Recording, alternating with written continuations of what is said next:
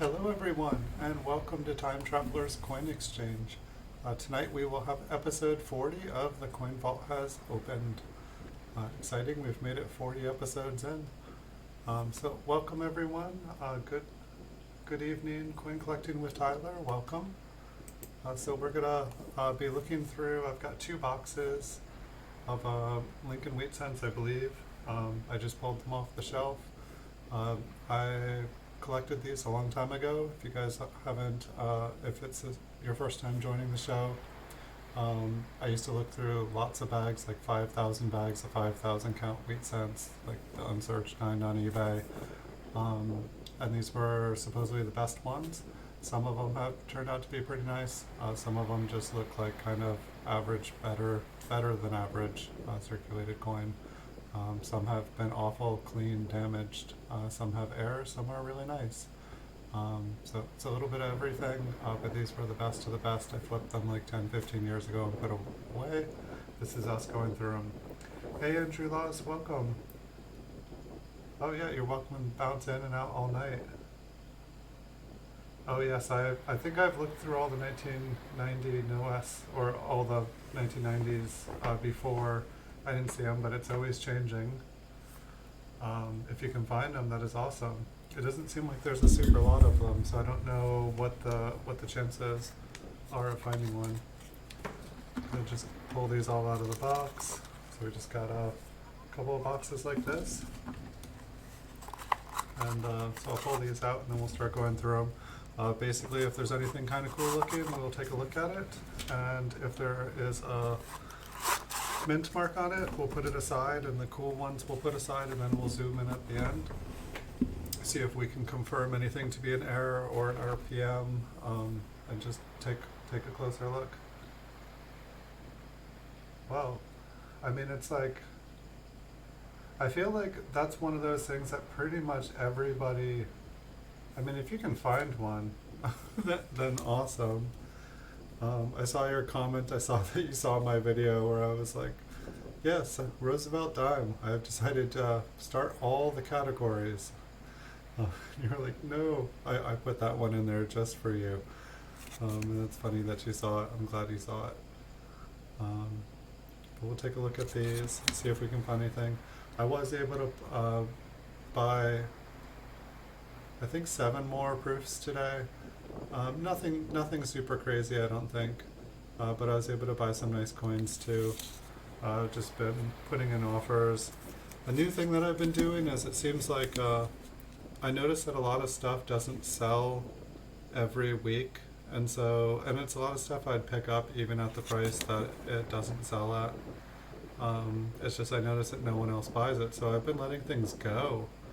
And then with the best offer kind of thing on the auctions now that there's available, I'll send an offer to them like an hour before, and then they'll see it after, and everyone's messaging me back saying like, hey, almost looks like there's like a little bit of doubling above the 9 there. You know, this isn't a double die obviously, but maybe it's some machine damage. We'll take a look at it a little closer.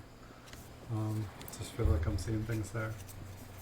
But yeah, so it looks like I have 165, and I think there's 550 buy it nows up, and I have 165 up, so I'm basically like a third of the wheat proofs certified by PCGS now.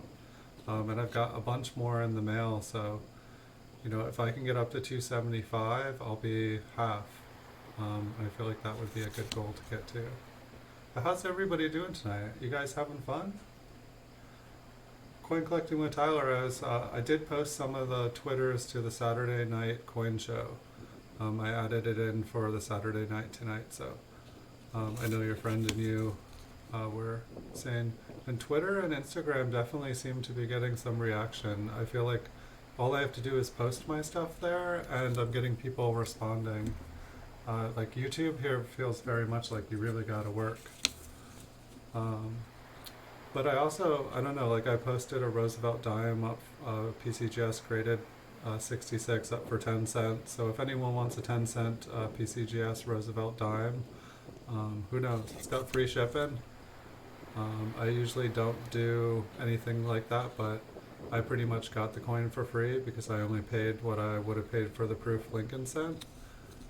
Looks like a little tiny die chip, little baby die chip on here. So I just put it up for 10 cents. I just don't collect Roosevelt dimes, so it's silver too. So if anyone wants a piece of silver for 10 cents, free shipping. I'm sure it'll probably go, like I think it said it was worth 20 bucks, so I'm guessing it'll go for at least 10 bucks. But who knows, maybe I'll be wrong. Almost looks like a little die chip. Or maybe, no, that's the E and E pluribus. It just looks so funky I didn't recognize it. It's kind of interesting, like, front's kind of brown here. Kind of a 4-man double die there. At least a Ghost 5. I'm sure that there are more no S 1990s out there, Andrew. I just don't know if they're on eBay. I feel like by the time somebody is posting one, I mean, how many actually are there? Do you know what the, estimated, PCGS, what's the population on them? It would just be an interesting thing to know. Because I'm guessing if people sell it, they probably get it certified so that people know that they didn't just like shave it off. I would think so anyway.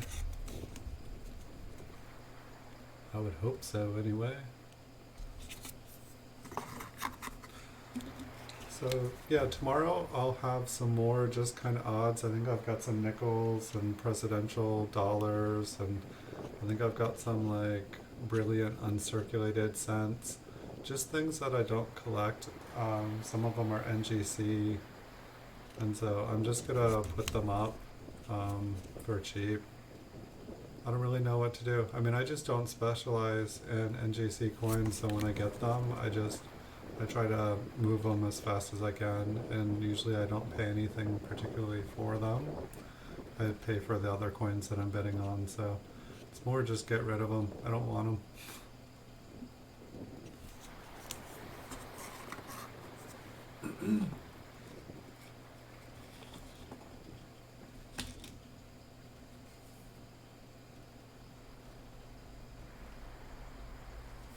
Yeah. I guess you would think if there was, even one, that would mean that there, like usually like a proof, it would like a proof die would like make thousands, minimum. I'd like to think hundreds of thousands, like, I'm not even sure.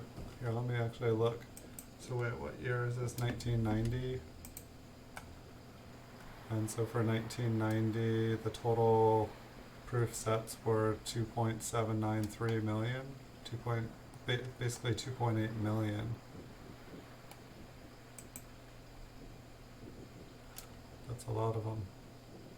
Let me get back to here.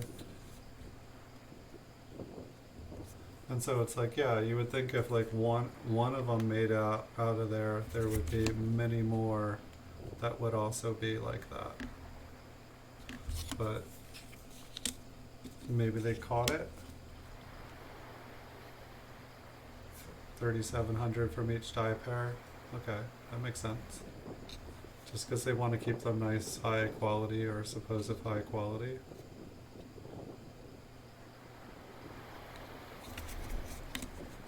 I feel like some of my 90s proofs do look rather good.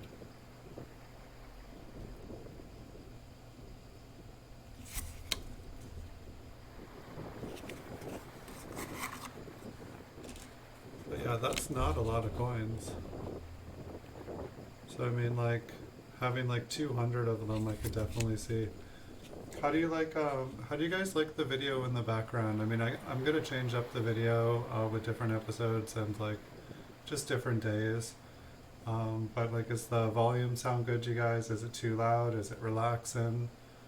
I figured just give you guys a little bit of something different all the time.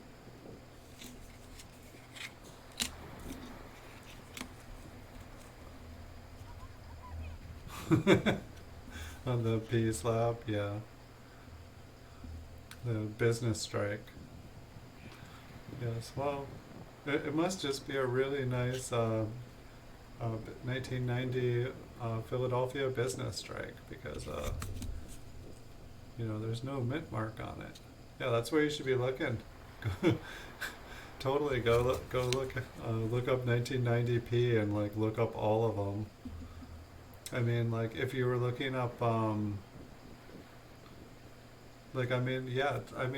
that's not a bad idea though, even just looking up 1990p's and just going through the thousands of them, because if somebody is listing a proof coin and doesn't realize that they have a super rare one, they might not even realize it's a proof coin. They're just like trying to sell a 1990p. They have enough to like do that. I don't know. Yep. Just go through them all. Here's Lincoln. I don't even know what he's doing here. Looks like he's blowing a bubble or blowing smoke out his nose, or just don't look attractive. Whatever he's doing, folks, don't do that. It's not attractive. Just because the president does it doesn't mean you should. Alright, keep on moving here. What will we find tonight? I'm curious, so this box here, this is the last box from the shelf that I moved to. And so then the next box that I have, or the next place that I'm getting it from, it's like, I think it's from like a large sorting tray. And so I think it was like the last ones that I was working on. And so I'm not sure what they're gonna look like. They could be awesome, they could be horrible. If my mind is remembering things, or if it is what I remember, I feel like the sorting tray I was sorting through all these, pulling out the best of the best. But I don't know, we'll have to look. This one also kind of looks like it has a 5 on the top, or at least like there's like some raised lines. It's obviously not a 1955 double die, it's best of poor man. I mean, sometimes just like going through eBay, it's like, say, like I've looked at every single certified coin in the small cent, category many times over. Clogged B. But it's like, one thing that I don't do is go into all the other categories, and it's like, just because someone should be listing a penny in the small cent category, like a certified one, doesn't mean that someone's not like listing a big lot of quarters, and then there's like 10 pennies in with it, and so it's like those are things I'm not seeing. So it's like, really, if I was smart, I would be just like watching every single certified. But then even when I'm watching certified, like today I saw a listing of like, I thought it said 1,000 Indian head cents plus 10 certified coins, but it was like, Indian head cents and large cents, and it was everything. It was just 1,000 coins basically, and then there was some certified, and it was like $700. There was like a bunch of rolls. Maybe it was $700 like full value, but it wasn't something that I looked like. It wasn't something I wanted to go into. That was for sure. Hey, Armed American Patriot. Hello, welcome. Good to see you. How are you doing? I finally got my camera to give up the photos and videos. Like it gave me more. It was easier to find out how to put a video on the back here than it was to like get it off my phone. So I've got like a bunch of different videos that I took all different places, and I'll be switching it up different nights. Let me know how the sound is for you guys. Let me know if it's too loud. I did my first video, and then I listened to it, and I was like, oh my goodness, that's like deafening. But it's like I want it to be at just about the right, so it's not overpowering my voice, but just like kind of like gentle in the background. Good, glad to hear. Hey, Stacks and Stuff, welcome. Hello, hello, hello. So we'll get some more videos and stuff going on here. Like I've got like redwood forests all around me. Like I've got some really cool places I can get footage of for you guys. You can see all over the place. I think at one point I almost want to say there's a little seal that pops its head up in the rock. So if you guys get bored of listening to me, you're welcome to just like watch off into the ocean and see if you can find the seal pop its head up. Woohoo! Yeah, so we're going through a couple boxes again tonight. We are getting closer at buying up all the proof wheat pennies, all the certified ones off of eBay. We're gonna hopefully be able to buy every single proof wheat cent that's been created by PCGS off of eBay by the end of the summer. Andrew and I are starting a proof mafia, and we're just gonna buy them all up, and we're gonna set the new prices for the future. It's gonna be pretty fun. You guys are welcome to join us.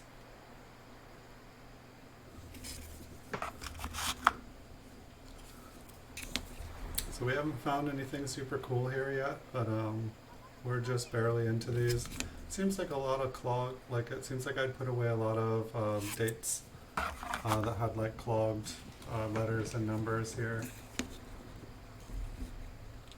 But how's your guys' weekend going? Everybody have a good weekend so far? Yes. New floor for wheat cents. I mean, I really want to go heavy from like 1936 to 1942. Just because there's only like 60,000 of them. It seems like, you know, as long as the market's willing to give them up and people don't just like hide them all, it seems like it's totally possible to obtain the majority of them and just really play and have some fun with the market. So this is what I'm hoping. But I will definitely buy up as many of the other proofs as well. It's basically going to get to the point where all the NGC slabs that people just like send them all to PCGS to cross over so they can sell to me. And all of a sudden, if someone wants a proof coin, they're not going to be able to complete their set if they collect NGC coins. So I'll do PCGS a favor.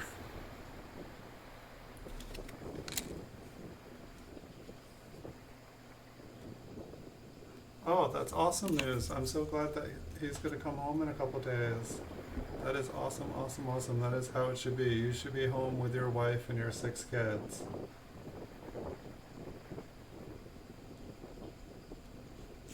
Does anybody have any other fun plans?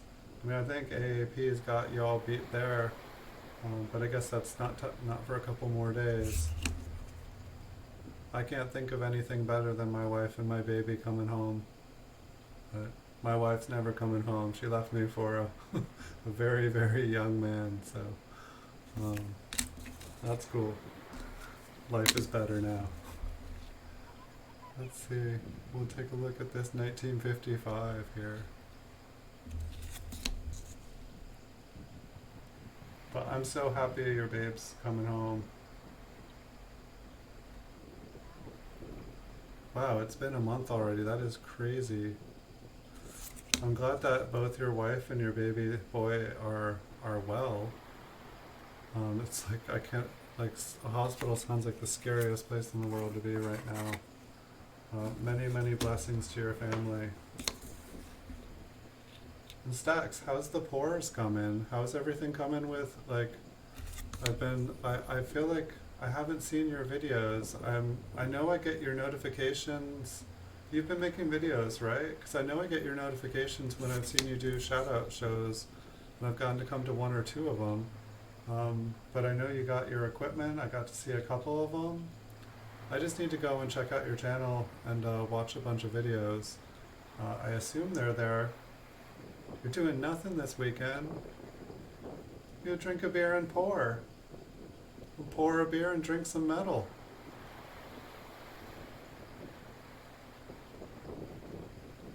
I received an offer.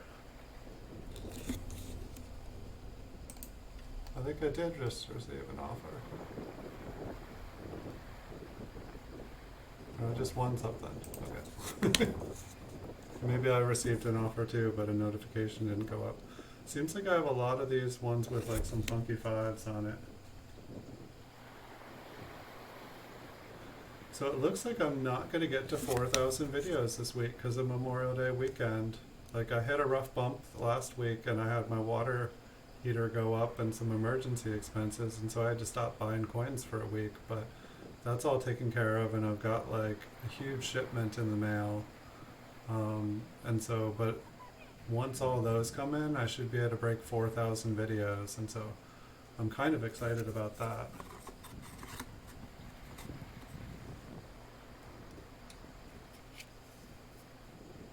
Oh, is it that beautiful toned coin? Or did I already sell that one? Alright, wait, I'll take a look at that. Oh no. I feel like my offers haven't been coming in. If I'm supposed to have an offer, eBay's not showing it to me yet. No?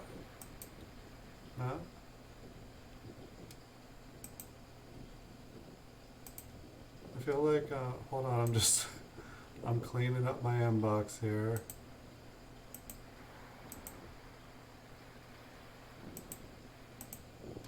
Sometimes I feel like unless I delete all my old offers that I've accepted on eBay, it doesn't show me new ones and it doesn't give me more offers. It's like, no, he's got a full inbox.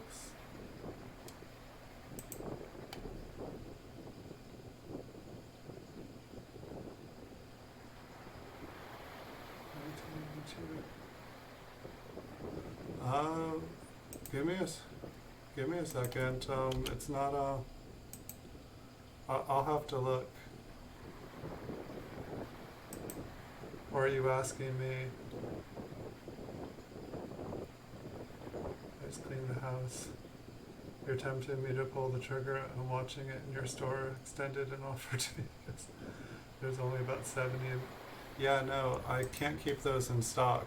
I think actually one person, I'd have to look if it's the same one, if I only have one left. Somebody actually sold me a bunch of coins. They said, hey, if I buy this, how much will you give me for these coins? And so they put up all those coins and I got them, and I just gave him an offer. But hold on. Sorry everybody, just give me 1 second. Andrew's entertaining here. I think page 3 will do it. Okay, just give me a second. I'm bringing up my spreadsheet just to see what because I don't know every coin, what I paid off the top of my head. I think I can do that, but I have to look. Is it like this? Is it a super crazy toned one? Am I thinking of the right one? Yeah, the bronze ones are just insane. Like the bronze 1982s just make they want to make me start using my Rydale separating pennies again. Except for I'm not going to find a 67 doing that. I guess I would need to roll hunt. But then it's like not only do you need to roll hunt, but you also need to find a bronze roll or ones with bronze in them. And just because my Rydale can separate copper and zinc easy doesn't mean I want high grade coins whizzing through a hopper. So maybe I gotta rethink that. Okay, hold on. I'm on the page now. Okay, I only have 1646. Is that what it was? Scroll up. Sorry, I'm not yet 646. And you were saying 2. Yeah, I could do 2. Is that what?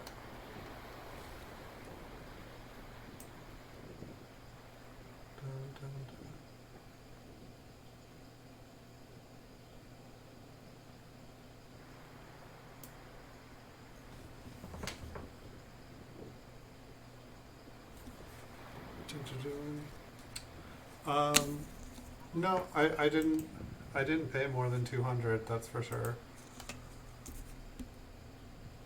Oops, wrong page here. Sorry guys, I can do a couple things at once, but sometimes I get a little dizzy.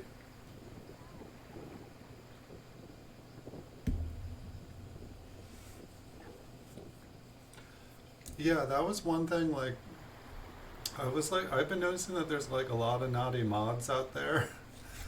And it's like I want to have mods, but it's like I don't have any mod friends that I know in real life. And it's like, I wouldn't mind making a bunch of people mods, but it seems like sometimes mods get into trouble.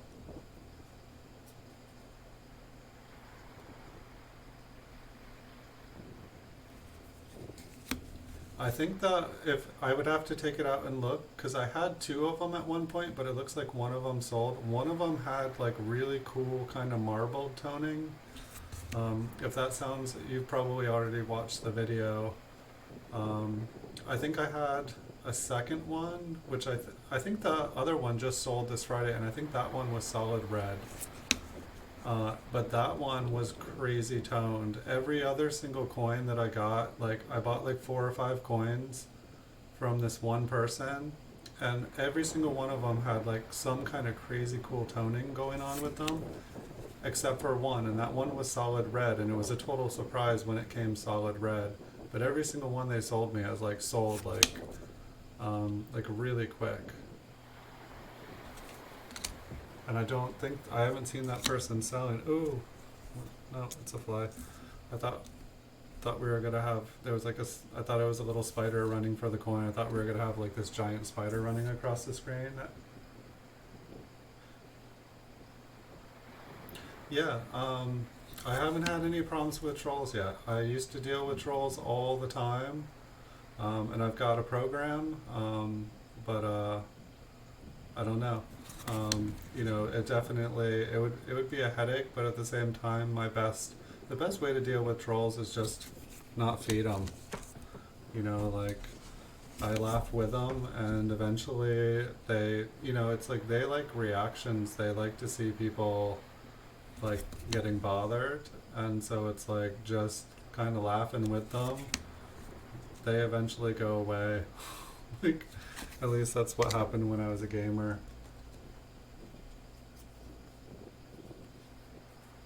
And 5 could be proofs, exactly. I mean, it kind of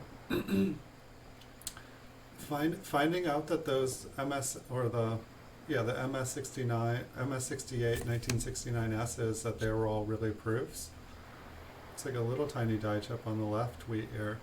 Finding that out was kind of like, wow, okay, like how many other of these top pop coins don't exist? Like, because if it's happened once and that's serious, how many other ones could it be? Like, it's like that's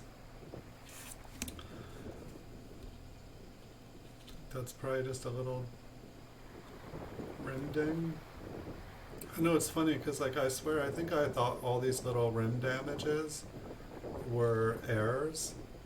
Like just little tiny baby cuts, little baby cuts.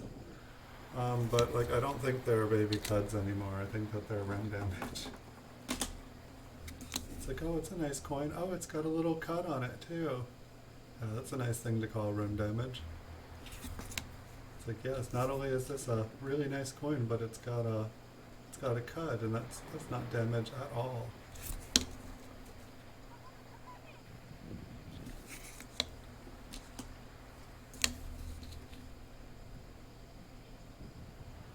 That 8 on the bottom looks really big.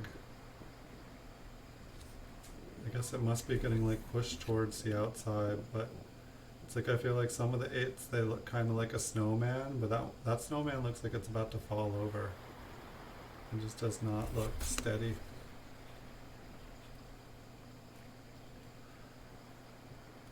So yeah, I think I'm gonna pull, I don't know, there's a lot of auctions ending tomorrow. It was kind of interesting because today there were not that many.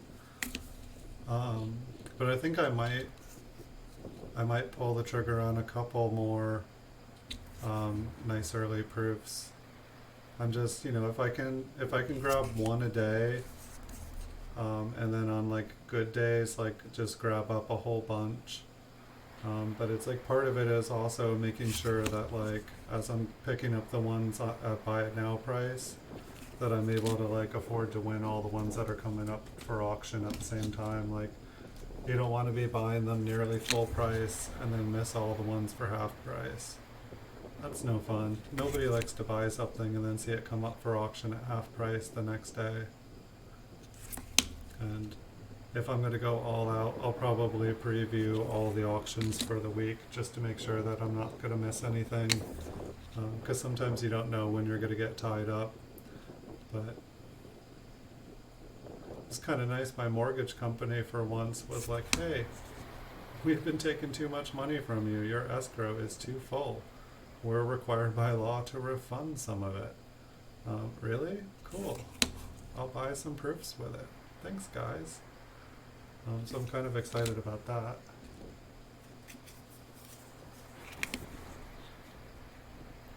So what's going on tonight? Are there any other good shows going on? That's the one thing that like is kind of sad when I stream every night doing bonus streams. I mean, this is a scheduled stream, so there's nothing I can do about it. But I feel like I did a bonus stream every night last week, and I missed everybody else's shows. I don't know, maybe I can just start streaming like 12 hours a day every day, and I'll just always be here. I don't think I could keep that up for too many months. When in my 20s I could have done it, but YouTube was like a baby then, and it would have been pretty silly. It would have been like, this is an elephant. They have really, really long trunks. Alright, that's all there is. I think I saw something that was like the first YouTube video. Somebody, like the person who like created YouTube, the first video uploaded was of like him at a zoo, like talking about an elephant. I don't know if anyone's seen it. But you know, you never know. You never know with the news. Sometimes they don't tell you the whole truth. The elephant really invented YouTube. I'm not so sure. Do you guys believe everything you hear on YouTube? Oh, did you guys hear about the 9-year-old girl who disappeared? I just heard about this one the other day. Like, she was like trying on like some of her mom's creams, and the last time she was seen putting on some cream that claimed to make you look 10 years younger. The 9-year-old girl's been missing ever since. Super sad. This coin is really pretty on the back. It's like a rainbow fingerprint. This is what my fingerprints do to coins, guys. If you guys want your coins to look like this, send me them. I'll stamp my fingerprint on it. They all turn like this. It's like magic. Me and copper have this relationship. It's like bling, bling, bling.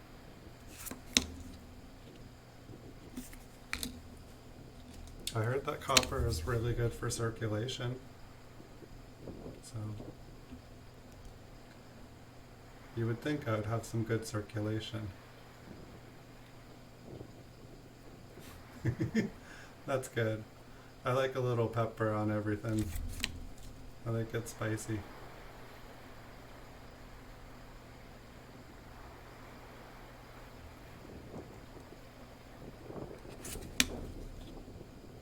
So I need to do some more giveaways. I feel like I've had a really good week. Tomorrow before the show, I'm probably going to do a bonus show tomorrow, guys. Tomorrow before, I think I'm going to need to set up a new scavenger hunt. Or just figure out something. Maybe I can like put a bag of pennies like in a sack.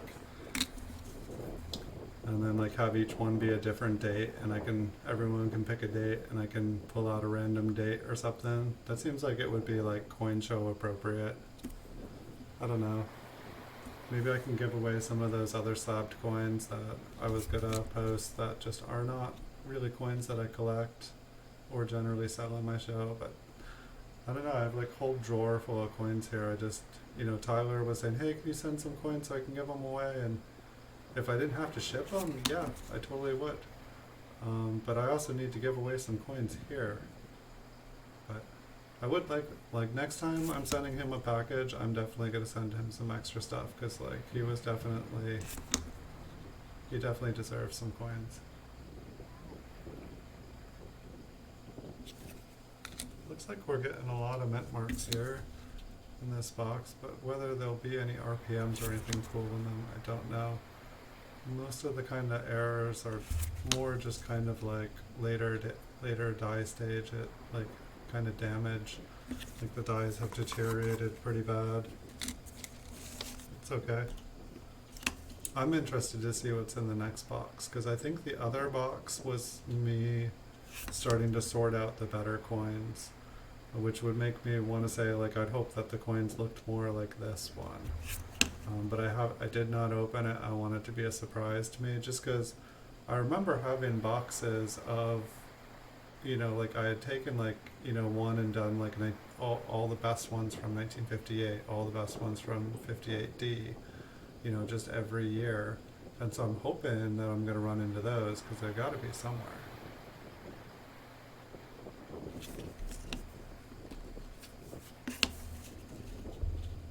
And there's a couple nice ones in here. They all seem like they have a fingerprint on them or something going on. And it's kind of sad. I mean, I definitely have seen graded coins with fingerprints on them. But I imagine they were probably fingerprinted and they hadn't changed colors or darkened yet. I don't know what PCGS does if you send them a nice gem coin with a fingerprint on it. Does anybody like the video in the background, or did you guys like just coins sitting there?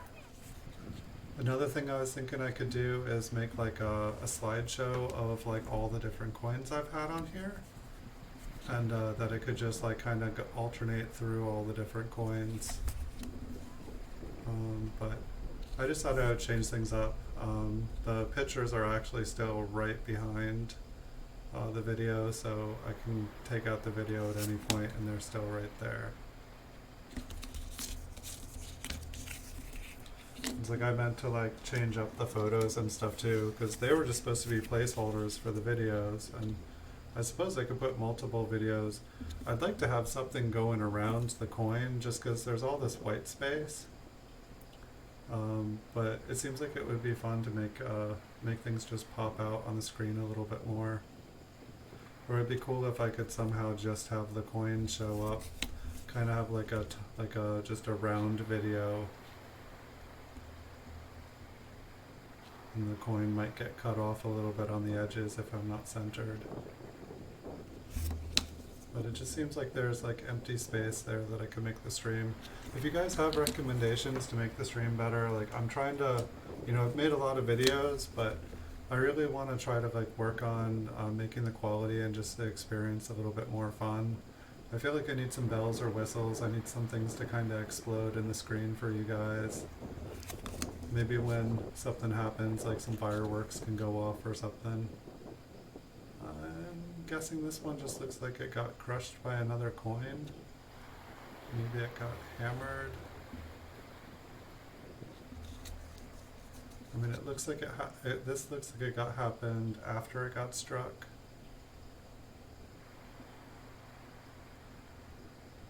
And I don't see any other doubling there.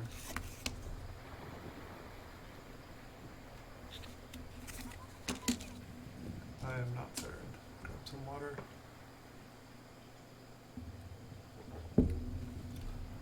Check out and see if Andrew pulled.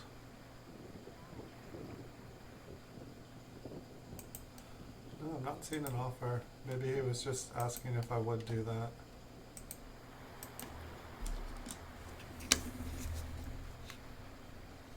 This one almost looks kind of like a woody. It's interesting, these ones where it almost looks like, you know, it kind of looks like wood grain, but it also looks like somebody like smoothed it with like a wire brush, and just like kind of like scrubbed it down and like left all these like little tiny scratches and like even. But then it's also interesting, like, you know, look how nice the detail is, but then it's like it looks all scratchy, but it's not all scratchy.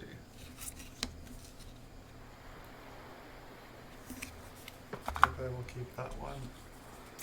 I feel like I have not found my box of wood grain ones yet. but I'm starting to build a couple boxes of them. So I know at one point someone had asked if I had any more because I had some real nice older ones. I'm not, this one's like corroded or something. It's gross. Almost looks like the metal is all eaten out in front of Lincoln's head. I'm not sure if that's a good thing or not.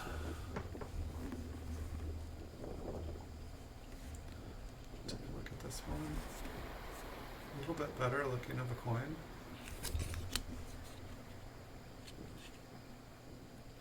A little bit of toning on the reverse.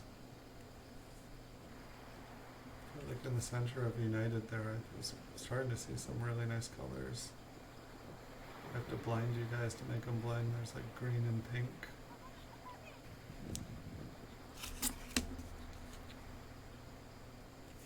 I like that one. I'm going to put it in the keeper box, even if it doesn't have an error or anything like that. Let's take a look at this one. This one kind of looks like a woody. It's just interesting because like there's ones that look like they have wood grains, and then there are these ones that are like, it's just kind of like, it's like all little fine lines all going in the same direction. This one doesn't really have it going on as much on the reverse. I mean, in a way, I feel like in a way it kind of reminds me of like, I mean, it's not quite like a matte proof, but it kind of reminds me of like, you know, I don't know, like the details are not nearly sharp enough. It's just weird, it's different. There's something different about it.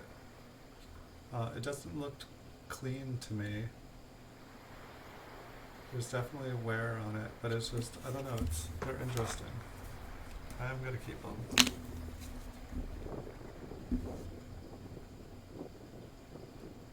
I will figure out exactly what they are. It's like the B and Liberty is pretty clogged up there. The wheat ear is kind of damaged on the reverse.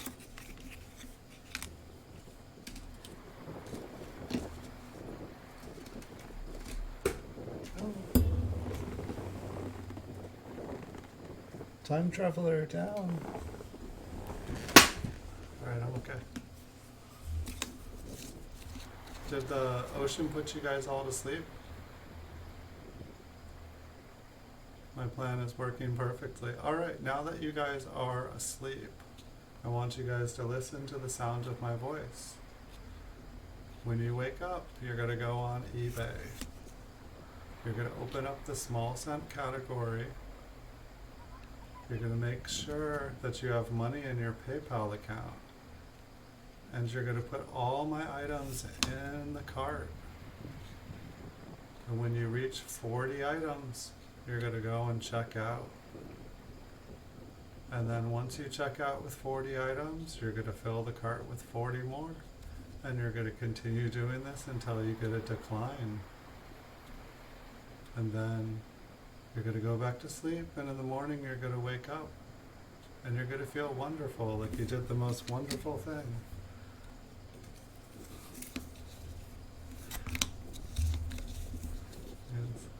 And if anyone's still awake, I want you to stare at Lincoln's face. Watch him go round and round, round and round. Your eyes are growing sleepy. Very, very sleepy.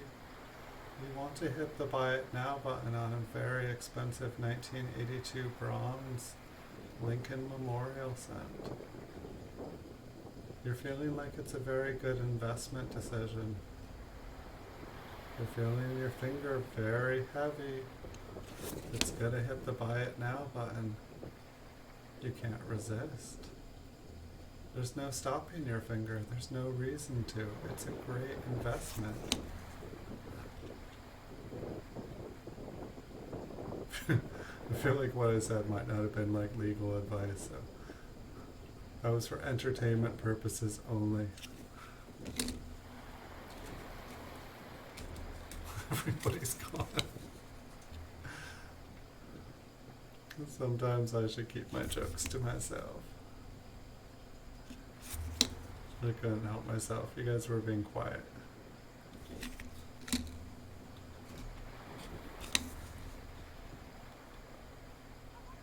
this one kind of looks like a wood grain too, but it's like a 1955. I feel like I don't see. It must just be like, maybe this is a wire brush. This is like cleaned with a wire brush.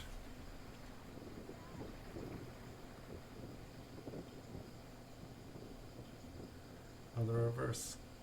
I don't know.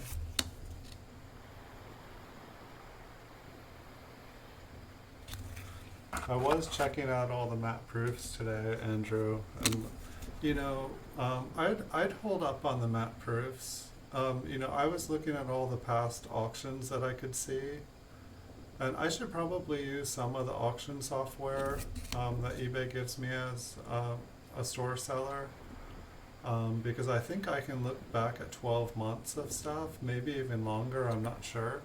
Well, I think it only lets other people like look at 3 months. Maybe it gives even more than that. I'm not sure. What did I do to my pinky? But that's from picking up. Oh, I'm like pinching the corners of the coins.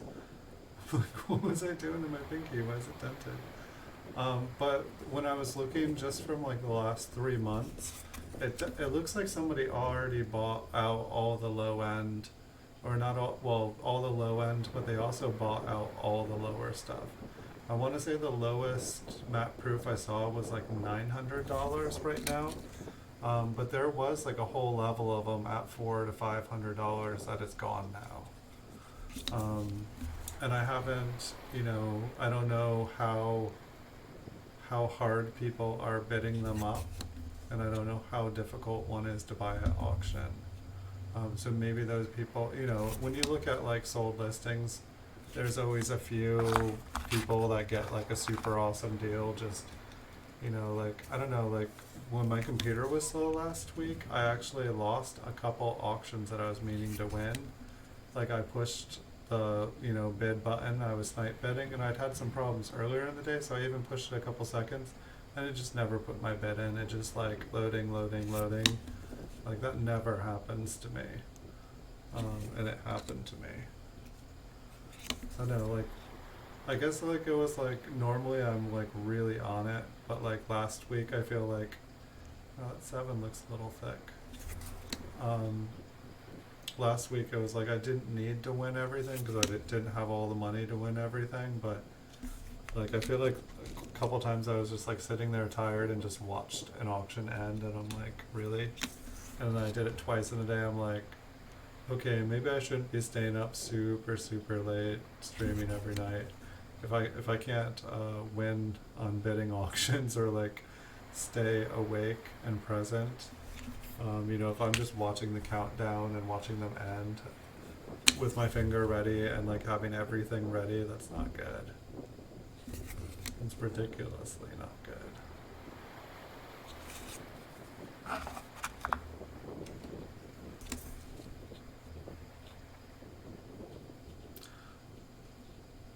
I don't know if you're there, Andrew. Like in the future, would you like me to set up a stream so that you can see how I go through all the different categories, like how I like kind of move through things?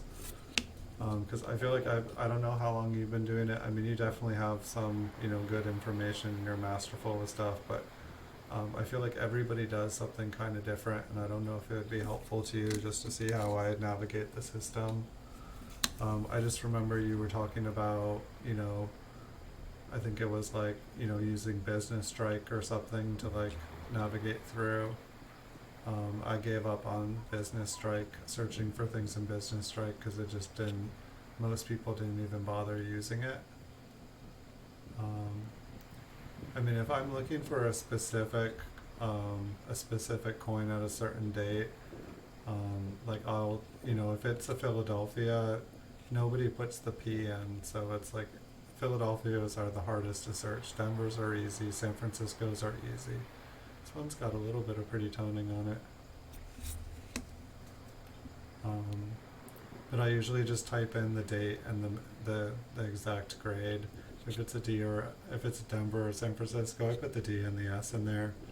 But if I'm trying to compare a price for like a 1940D MS66, I'll just put in 1940D 66 in the search, I won't even enter in any of the specifics other than PCGS.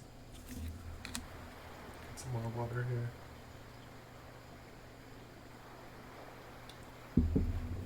Excuse me.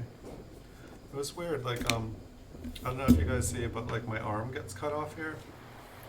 And for some reason it wouldn't let me expand over just to the edge of the screen so that like I can comfortably not have my arm amputated visually multiple times in the video, but I'll figure it out. I've got plenty of time tomorrow. But yeah, I want to make this stream more visually appealing, and so any input you guys do have, I'd love to hear, because you guys are primarily the ones taking a look at it. I'm just usually looking at the coin and trying to make sure it's in focus and trying to get it for different angles for you guys, and trying to be able to see anything to point it out to you guys. It's a slightly clogged 9. I don't get the feeling that like filled dates or partially filled dates, that they're particularly worth anything more. This one's kind of interesting. Like, I mean, it's super bright, which is attractive, but it's like the coat.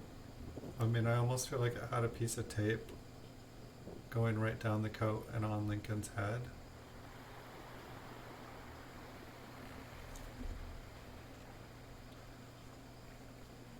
It's just kind of interesting. It's so much lighter there.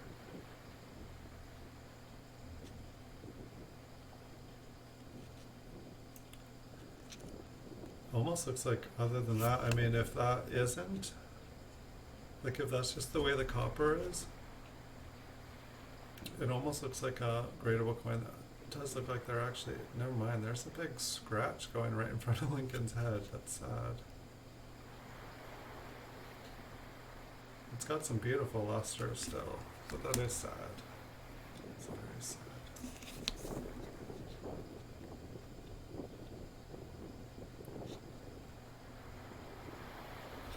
Partially filled 9. A little die chip on the left wheat ear. That's another thing I need to do. I need to like keep an eye out, and I need to see what all of the sale prices are for die chips. Because there seems like there's so many die chips on the wheat ears. Partially filled B, a little extra something on the side of the 7.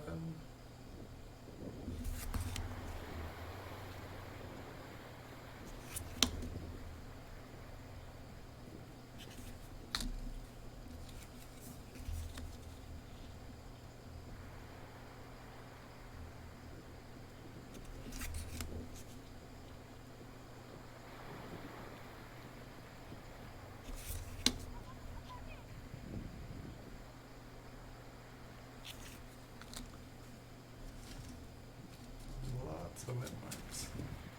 Some of these might not be. Got two smaller stacks here left of this box, and we can get on to the next box after we zoom in on this one.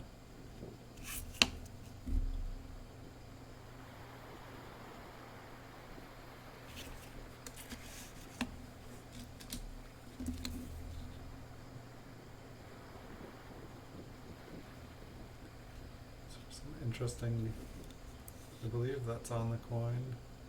There's like kind of like some die scratches to the right of the 3. A little bit of color.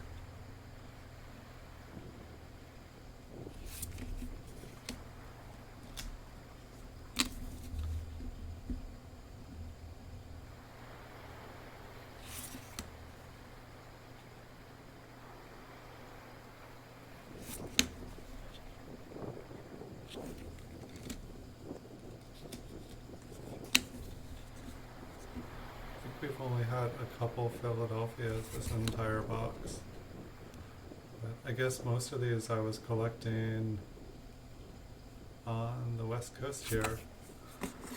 It's like getting S-Mint marked coins on the east coast where I was from. It was like they did not circulate and change. It's amazing like how, I don't know, and that now I'm out here and it's like, you know, S-Mint marks galore. Like, I mean, getting an estimate mark wheat cent, it was like, you know, I probably only had a handful for like a bag, if that. They just didn't come. It's a little bit better of a stale scent. I feel like most of the stale scents that I got in bags were like all rusty. And it's like now, I think I won a MS66 one today, or yeah, MS66, just no red because it's a steel, not a copper. The dates are kind of mangled and flattened there a little bit. There is some kind of lovely colors on the reverse here though. At least I think they're lovely. They were looking like there's yellow, orange, red. It's kind of like, I know, I feel like at one point I got like, in one bag there was like a bunch of these coins that just had like kind of pastel colors. Some nice fingerprinting on it.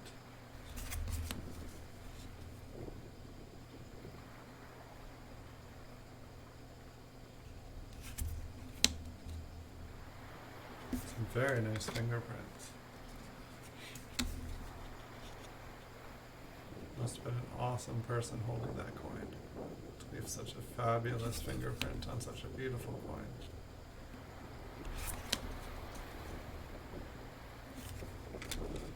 It's like, I wonder if I go back and get like a 5,000 count bag of wheat pennies, if looking at these again, if I'll actually be like, oh wow, yeah, these really are way better than the average wheat penny. Just like, I guess like for me, it's like I'm going from generally looking at mostly MS65 and up, you know, wheat penny time, you know, all the 40s and 50s, like 65s and 66s. You know, once I get into like the 60s, 70s, 80s, like 66, 67, and when I get forward, lots of 67s and 68s.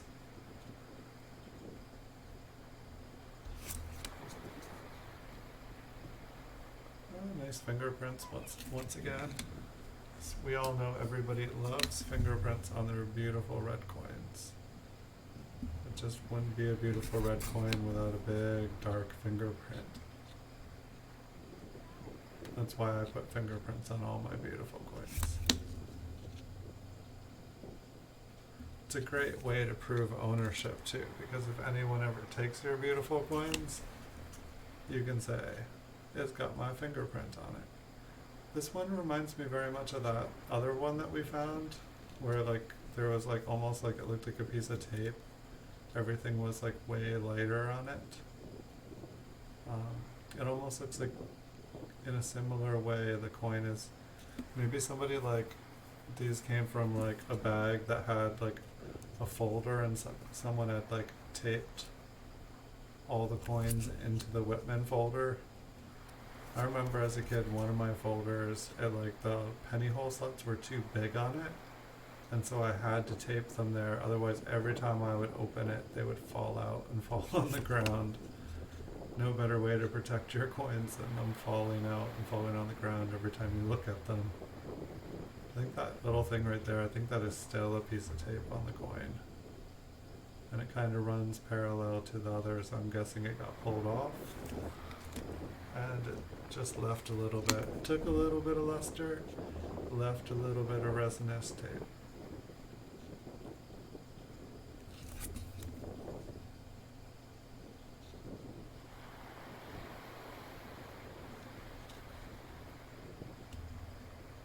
The wheat here, maybe there's some scratching or damage on it.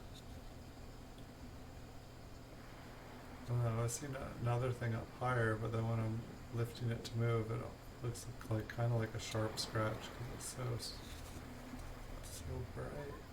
But I don't, it's weird, I don't see it. Other angles.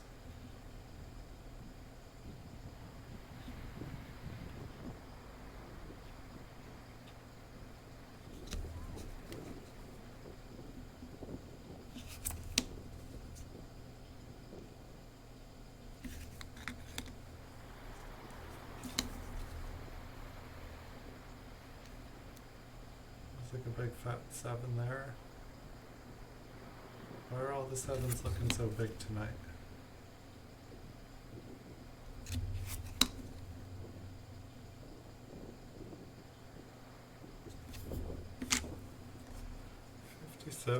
We'll have to look up 5070s. See if we've been missing something. It's like a raisin stuck up there. Anybody need a raisin? I just found one on this coin.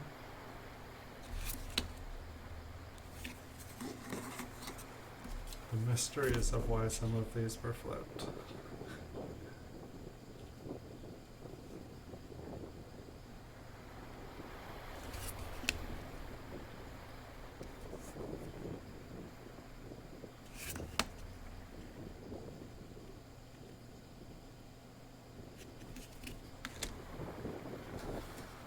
We be almost done with this box. Just a couple more, guys. I'm excited to zoom in and see if there's anything cool, because there are some nicer. I feel like more of the coins in this box were like, you know, kind of BU-ish, than just like kind of. I feel like a bunch of boxes we looked at, they were just like obviously cleaned, with really nothing more going on than being cleaned. Those were not the funnest boxes to look through. Alright, so this one, it does look like I know there's a big scratch on it, but it looks like there's a die crack and a die chip on the forehead. Looks like maybe, looks like there's like a, kind of like a little bit of, like probably machine damage on the date. It looked like there was like some random extra doubling.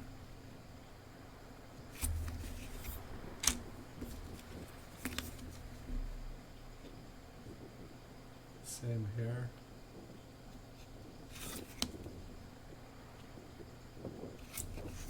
Alrighty. Listen in, guys. It makes such a fun sound. Is that the staple?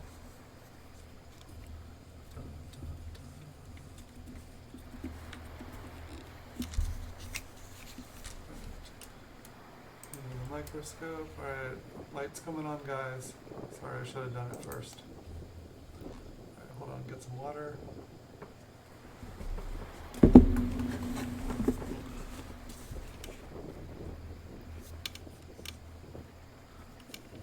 This got moved. I think the coin's could be upside down. Hold on, I just want to like find and position it so that I'm not having to hold everything on an angle. Okay. So, looks like maybe a poor man or just machine damage.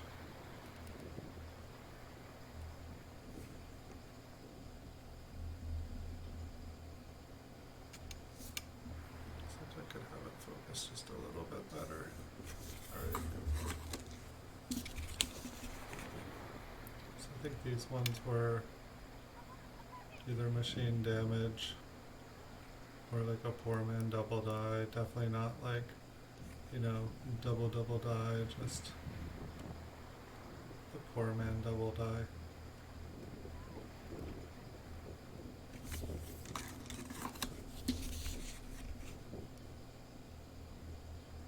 If you can't have the real one, you can have one that kind of looks like it could maybe be one. If you look at it just right in the right light.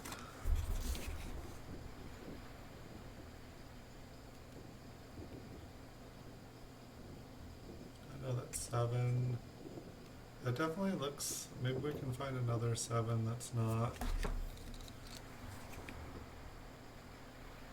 So that's what a 7 I think should look like.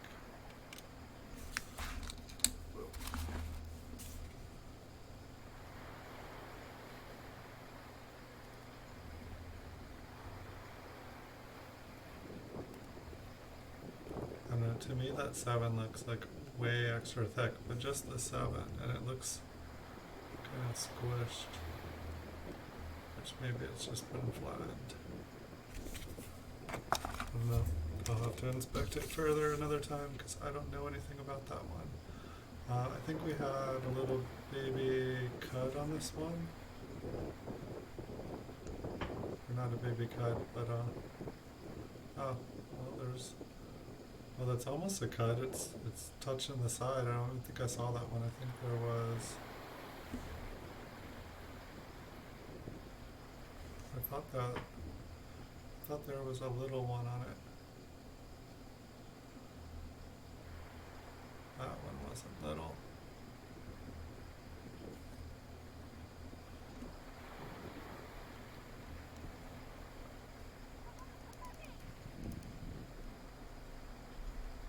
Okay. Well, we got a big chunk of metal, big die chip on the side. I will take it. You having a nice nap, Andrew? But yeah, next time I get a bunch of money, I'm gonna do a video of buying out a big section of the proof category on eBay.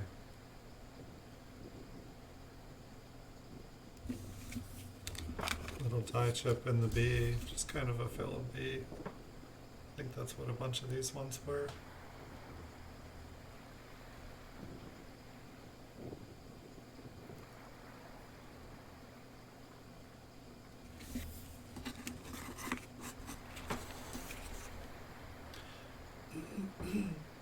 Is it too loud? Like the first video I made earlier, it was like way too loud. Like it wasn't so much the waves were nice, but the wind was just kind of like way, way too loud. And so I did it again, and then I tried to do some test ones and try to make it better. But then I was like, maybe I could just mute it, and then I could I do have a sound machine that I could just make like a river sound or something, or I could do like ocean waves, and I was like, yeah, I could just do that. Like the waves totally won't correlate with the sounds. It'll be like disconcerting. It'll be fun. Why did I put this one in here? Does this one have a die chip?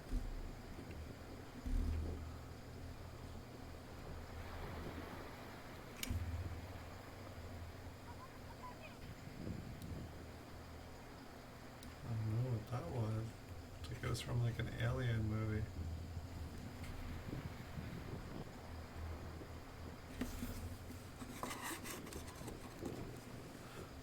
I totally have a couple different machines that can do it, and I can't imagine that if you have like a sound machine that they could like copyright, like if it's a machine, I don't know if like the sound machine copyrights the sounds on the machine, and it's like all of a sudden they make 100 videos with it, and then they're like, oh, that's our copyrighted sound from our machine, and you're using it on your channel. Little tiny baby die chip. My little baby die chip.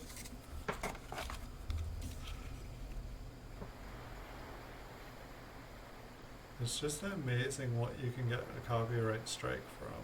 I just don't want to mess around because I don't know, I see all these other channels and they mess around and they all get banned. They're like, I don't care, they can ban me, and then it's like, well, I got banned, what? I got banned, what happened? Like, why'd they do this to me? You didn't read the terms of agreements of user.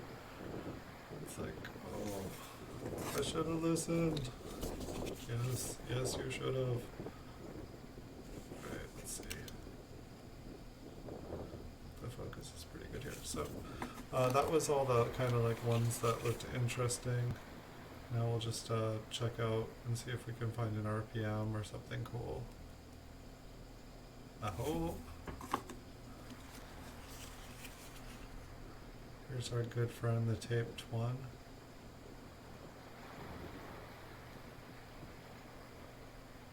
Let's see, is that?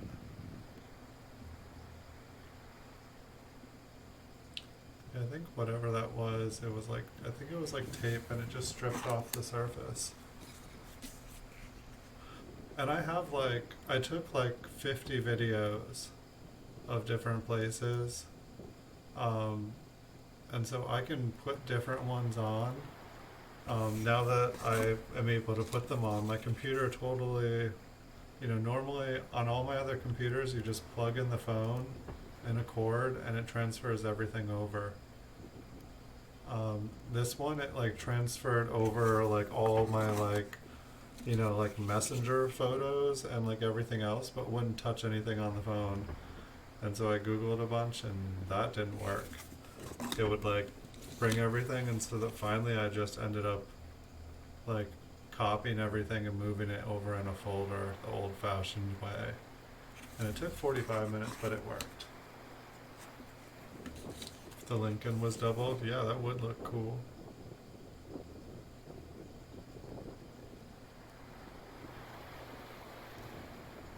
I don't know, it's like, I definitely like the classic kind of double die where it's like, like clear doubling. But like some of the double die is like, oh, that 3 is just a little bit fatter. I swear I look at the coins and I don't see it. There looks like there's kind of like a D to the right of the D there. Almost looks like the mint mark is like kind of like tilted, like it's not flat. So I'll look at this one on a different angle. I want to say there's a D to the east there. What date is it? 53?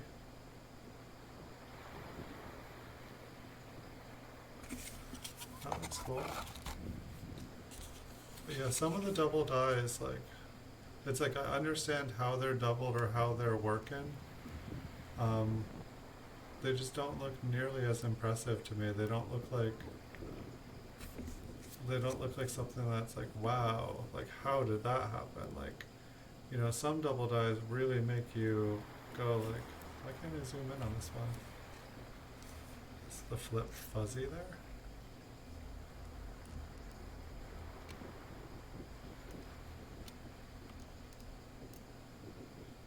Interesting. It's not a very photogenic mint mark.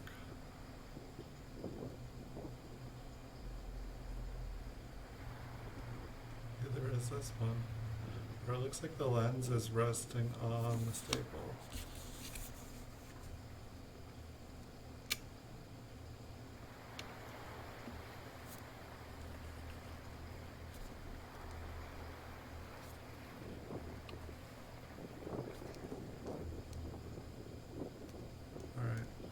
When I flip these in the future, I'm definitely going to have to make sure that all of the flips are wider than, most of the time it does not seem to be a problem.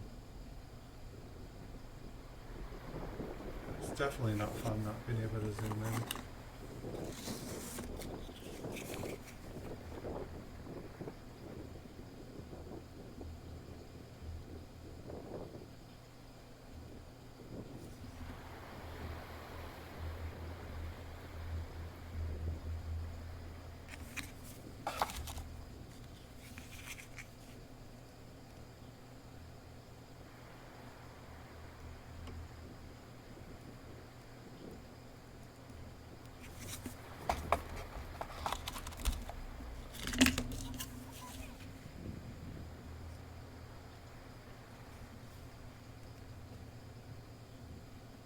It's just odd to me, like, I guess this is just a different box, but none of the other boxes have I had the problem where the staple keeps blocking it.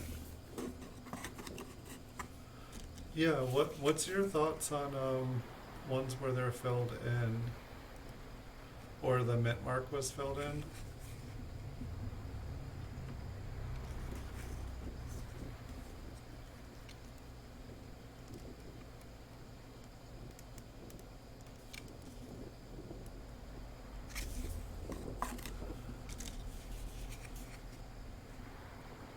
It's like I definitely need to just spend a day like reviewing all the past sold for all the errors and kind of like for like all the kind of bulk, like lower grade for all the like kind of like low grade air coins. You know, it's like that 1927 that had like full doubling on it. Like that pretty much it looked like a 1972, but it was a 1927. Like I found that one on eBay and it was like one sold for like 10.50. That one kind of looks like there's a split serif on the top.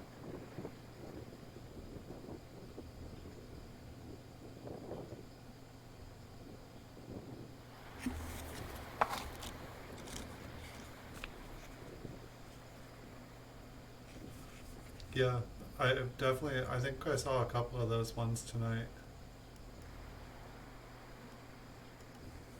I think I almost stopped, like I was like finding so many of them in this box that I stopped even looking for them.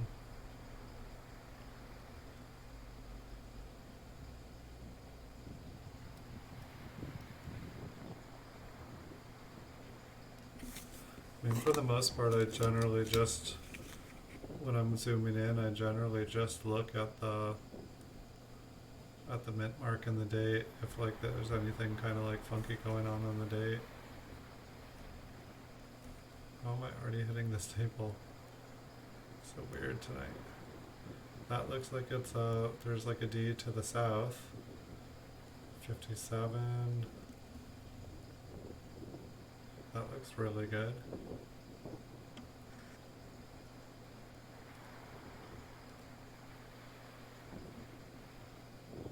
I'm pretty sure that's a D and not an S.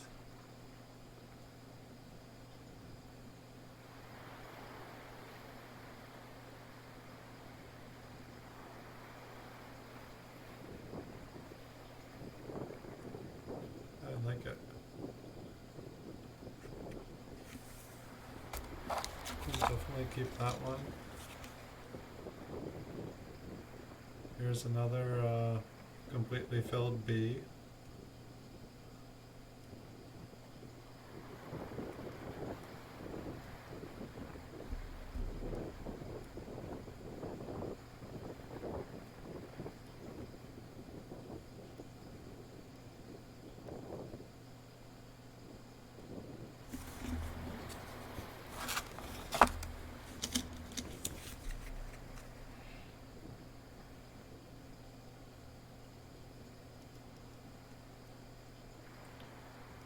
Whoa. So did the I and the B get like flattened there? They look really big and really flat, so they must have gotten flattened.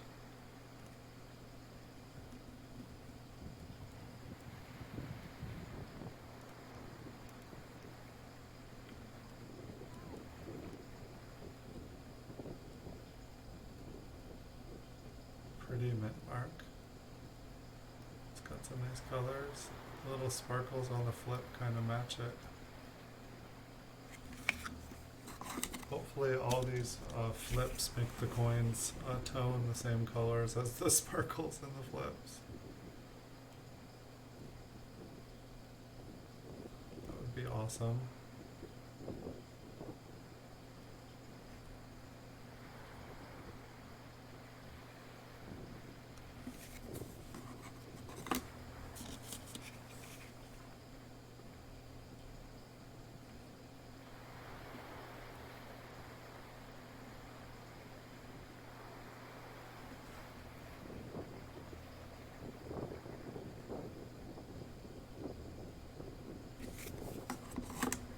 Dun, dun, dun, dun. This date is refreshing. It's like the letters are so much more crisp and beautiful.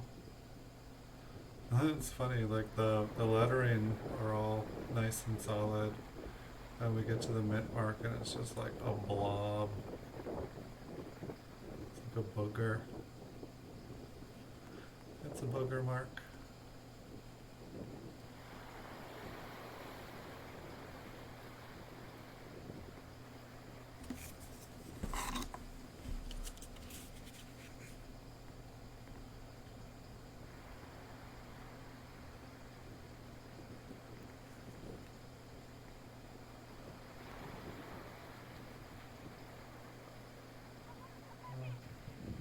almost looks like there's 3 strikes of a 1 there.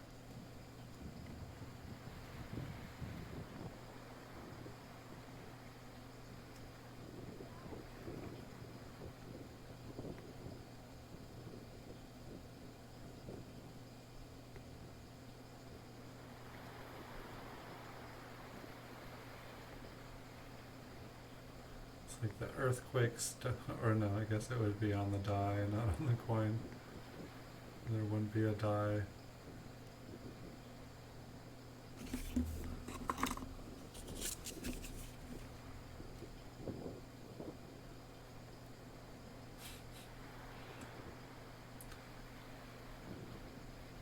It's like you sell some 1955s and say, look, it's a double die right in the middle of an earthquake. What do you think? I think this one looks just like the last one. And so I'm guessing the date is another 1955.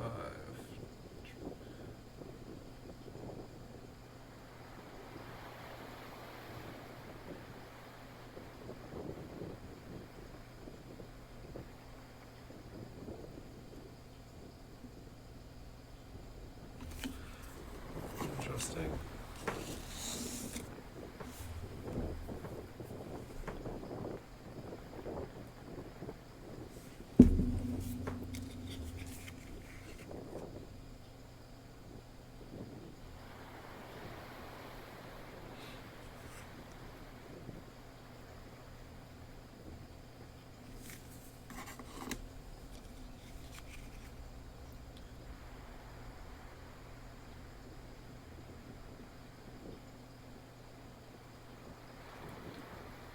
Is that just like damage sticking out of the 7? Probably.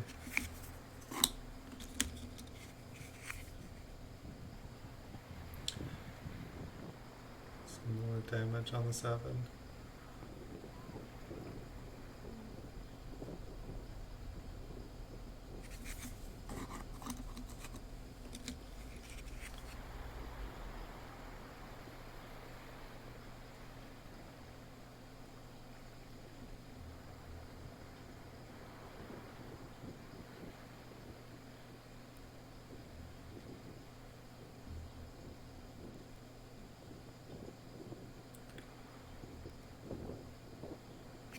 Definitely seen. I'd never noticed how damaged the 1 on a bunch of these 1955s are. I mean, maybe I was collecting them? I was like, oh, this looks cool. I'm gonna have to keep an eye out in other boxes when I have 1955 Ds.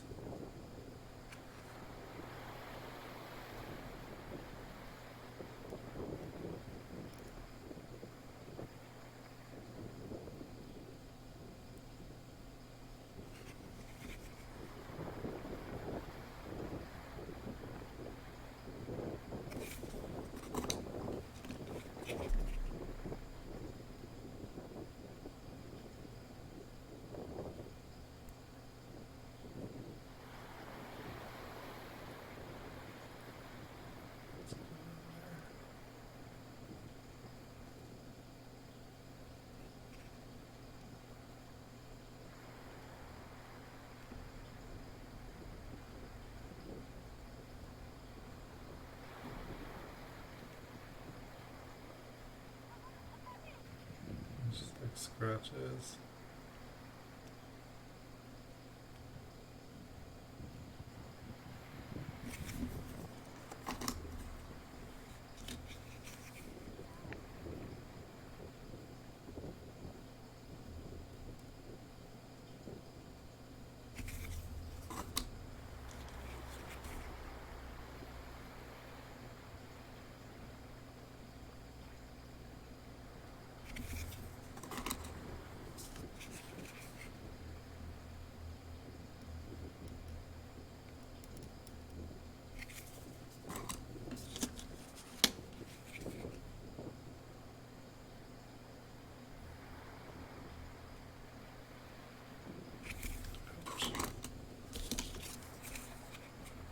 think that was that like super extra wide 8. This was another one.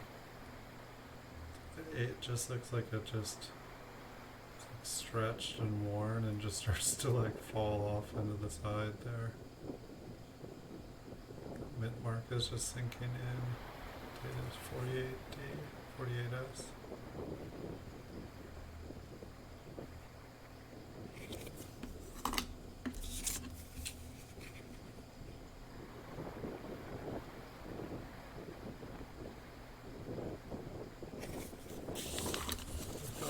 Stack here. Looks like we're just about right on schedule.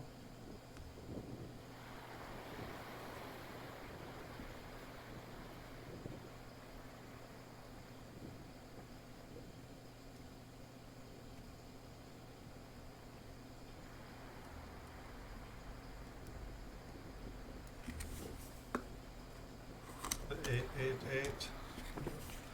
7, 8, 9.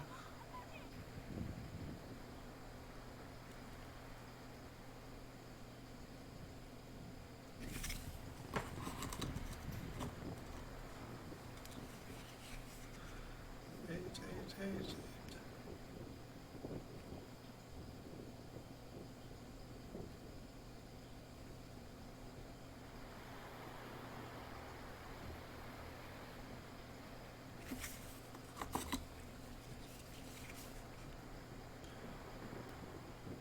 I could probably make like one of these boxes like last like 2.5 hours if I scanned the entire coin, and you know, it might be better to do that simply because there's more stuff we can find.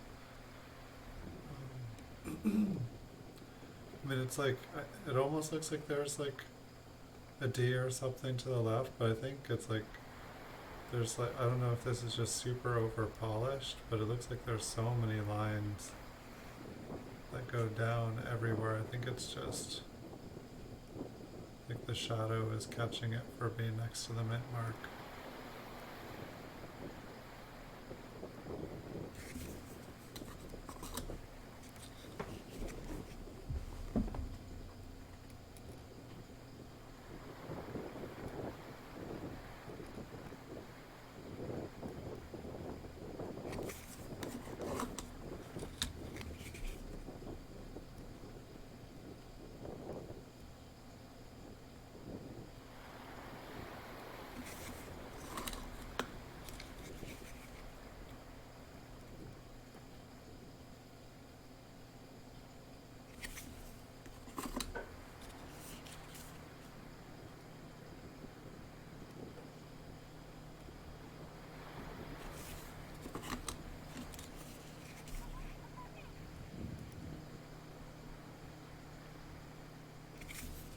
Dun, dun, dun. Less than 10 coins, I think, here.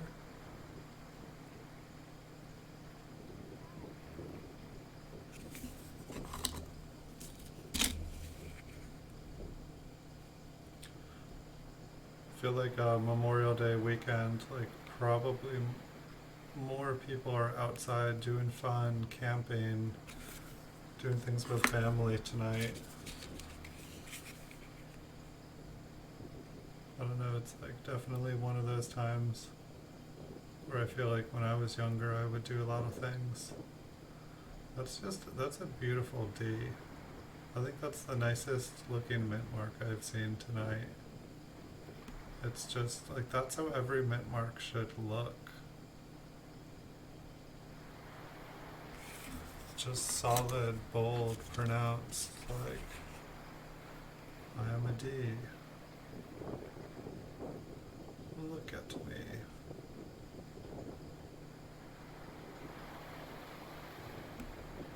No, it's like I see metal inside that one, but it's like, that S just looks like it's falling apart.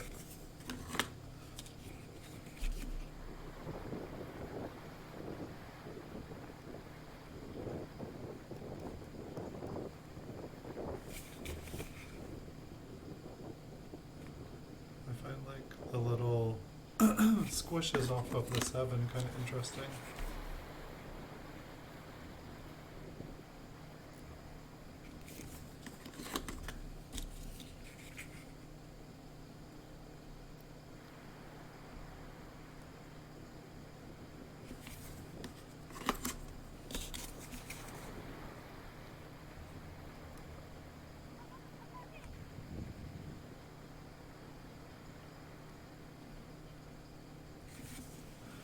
So next, I think I have like an entire box of 1990 proof P's.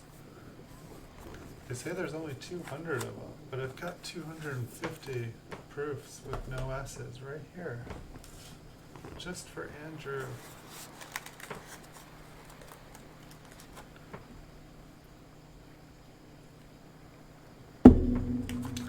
Get this box here set up. Oh, these not have any, yeah, these have not even been written on. I don't think any of these have any,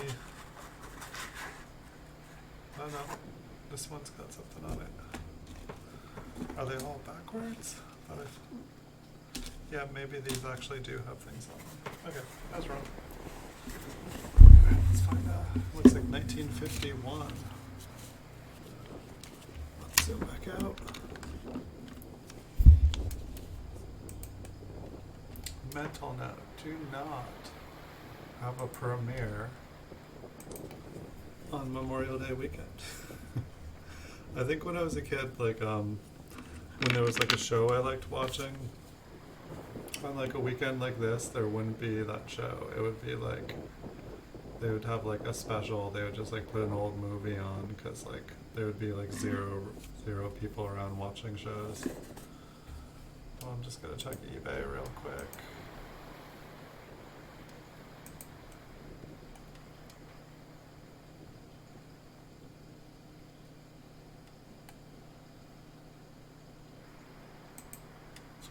I think I deleted something I wasn't supposed to.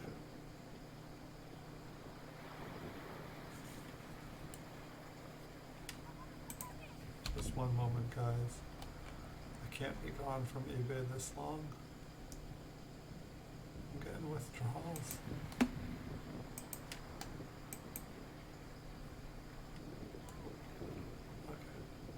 Okay. I think I'm okay, guys. Alright. Nice looking 1951 here.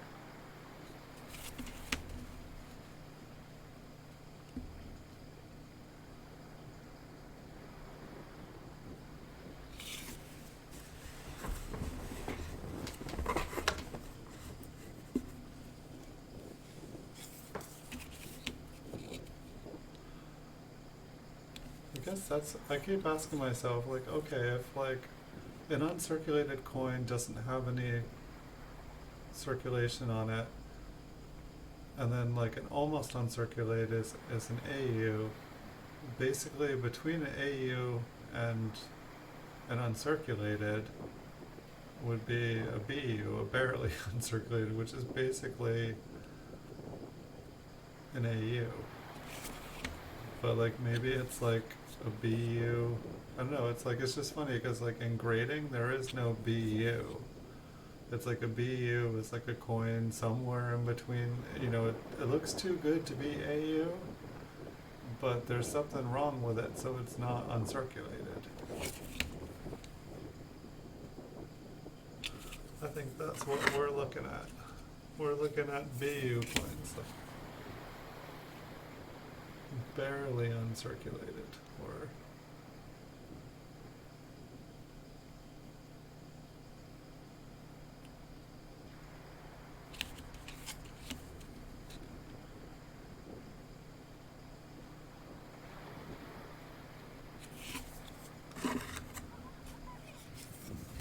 so far these ones definitely look better. I'm wondering if this is a box of the best 1951s that I found, like looking through all of the like messed up coins I looked through. Because at least so far, well, this one's been cleaned, but then again I was known to put away coins that have been cleaned. It does have nicer details than normal, but it's been cleaned.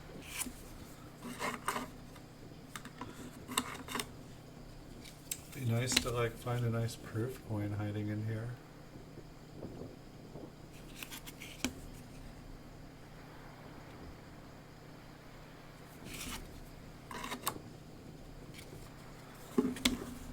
This one's cool. First couple ones were really nice.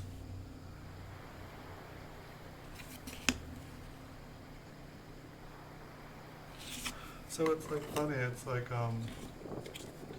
it's like I've been buying and selling uncirculated coins, for the most part, like mainly higher grade coins for so long, and I know their values, and it's like I kind of know where the drop off value for like coins that are, worth buying or selling, at least for eBay, because like a lot of these you could sell, if you had a store or it was like, in person, you could sell coins for a quarter or 50 cents or a dollar. And you kind of maybe can on eBay, but it's like eBay basically takes 95% of their, it's like they're the house and they take all the money. You're left with a penny, if you're lucky. And the tax bill.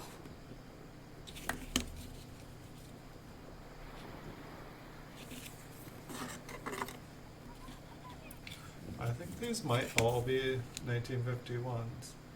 It's a little bit sad, maybe, these would be the best 1951s that I found in all the boxes of flips. And so, like, there was like 40 episodes. We still have more, but it's like I have like hundreds, if not thousands, more of these like rolls of this kind of stuff to go through. And so, like, some of the rolls might all be way better than other ones. Like, these are all rolls that have been mixed up, or like all, because I think most of the stuff I put in rolls when I found it. Some of them I put in little baggies individually because I didn't want them all rubbing up against each other. And nowadays I want to take them all out of the baggies, like, because I feel like I hear that like keeping them in little baggies, it's not good to have the plastic pressed up against them. So I'm gonna need to figure out something to do with them all.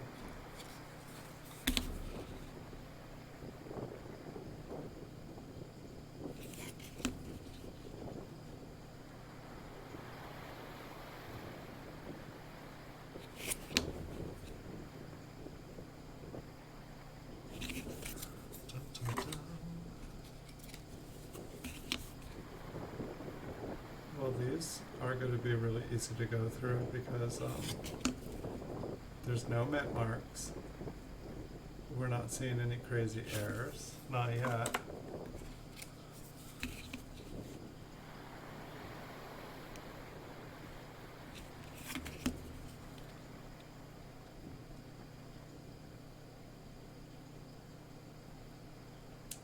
I mean, so far, most of them have looked pretty decent for circulated coins.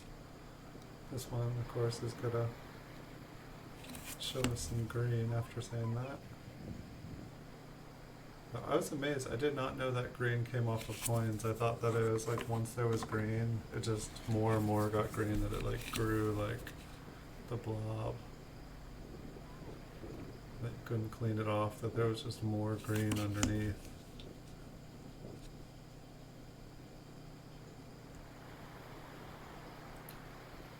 Little rim damage on the bottom there.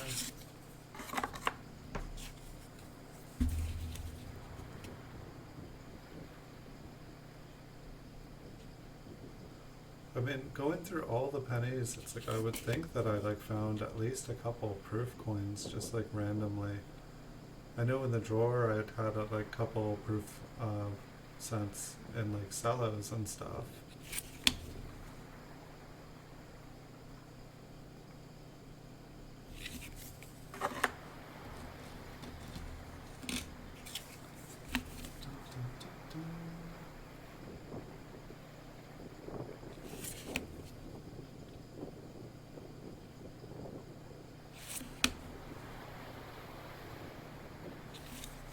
Not the prettiest penny in the box.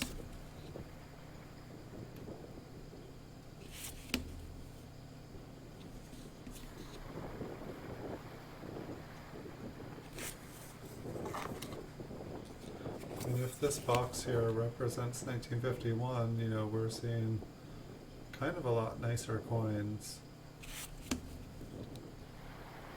I mean, I know that these are circulated here, but we're not seeing a ton of damage on them. They're not looking all worn out. By the end of the 50s, like, that last box of coins, there was just some really crazy crazy damage on a lot of them. It's like I don't see any die chips, there's no liberties going on. We haven't seen any die cracks, any lamination errors.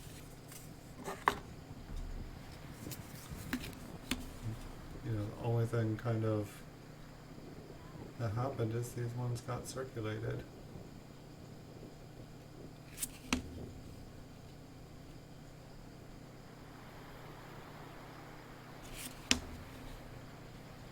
And if these are all 1951s, we're not going to have any mint marks to go through. If this really just, if we end up cruising through this box, I can just grab another box. Because this looks like exactly what I think I thought that tray was. This tray, of all the coins that I flipped, I had started to try to organize them into different dates, and then the idea was is that I don't need to keep 1,000,000 of every date. I could just keep one box of like the best looking ones, and so this was me starting to try to organize my collection and kind of let go of a bunch of stuff. And so I'm thinking maybe that's what I'll do, is like continue on with that tradition. And maybe that's how I can do giveaways on streams. Like basically as I start to sort this stuff out, you know, I can continue to build boxes of every date and every mint and basically keep you know, the however many fits in a box, just keep the best ones, and then as the boxes overflow, I can give away the other ones on the show. Just have to figure out, the main thing, I just need to figure out a way to make it fun and fair. You know, it's like I don't mind people winning a couple times in a row, but the last contests I did, like, go Jason, you were awesome, you worked hard. But it's like I like the scavenger hunt idea. But until I get, basically until I get monetized or partnered, I'm not going to be able to do the scavenger hunt idea the way I want without it being someone able to find it really, really easy. Like I want people to have to actually like hunt for it and have fun with the scavenger hunt. That's the idea anyway. And Jason was awesome, Mr. Wilder was awesome. He won all the scavenger hunts before anyone else could, but I feel like if I get partnered, I will be able to make them a little bit more fun because it'll be easier for me to like hide clues is what I'm saying, I guess.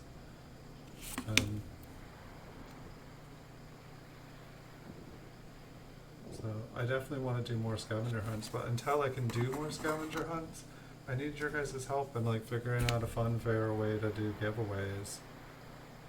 Because I could do a giveaway every show. This one's really cool. Wait, we got a 58D in here? So apparently it's a box of 51s with a really bright, shiny, I don't know, it's got some scratches on it, but it's got some cool toning as well. What's going on with it? There looks like,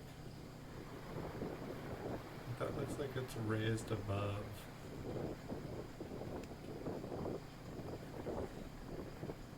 That must be on the flip. It was like honeycomb. That's on the coin, but on the back there was like, it's interesting.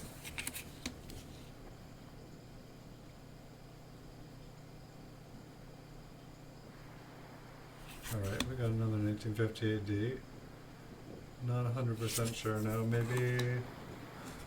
Maybe since I never finished this project, I ended up combining boxes.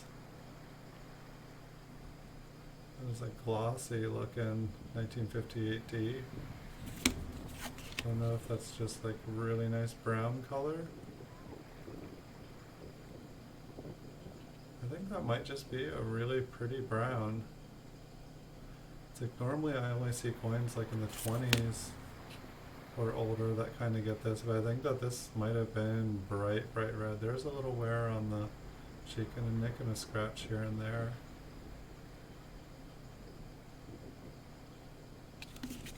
I like it when I can say that a round coin is attractive. That one was very nice and bright and happy.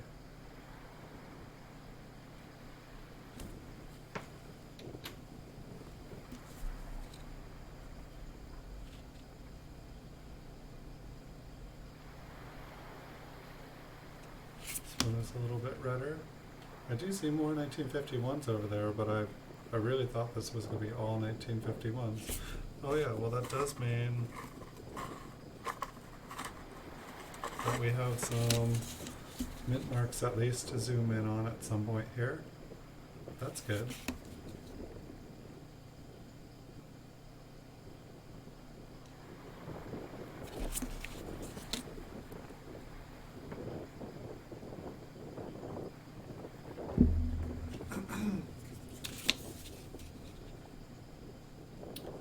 Maybe I can do some giveaways as well, where every time I get to the next level of watch hours, like I think I'm almost at 1600 watch hours.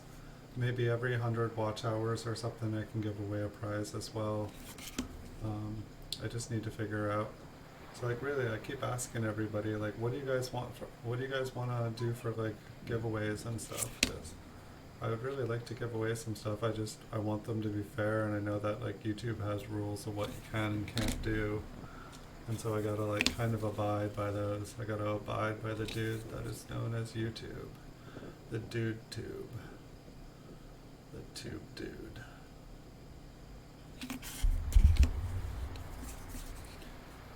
You too can be the dude tube. LD. What is LD? I wrote there is a clogged B. Oh, a CD. Maybe a clogged.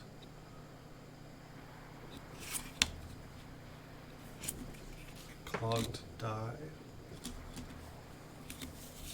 Could that be what I was trying to tell? Is that what my past self was telling my future self? Had a clogged die.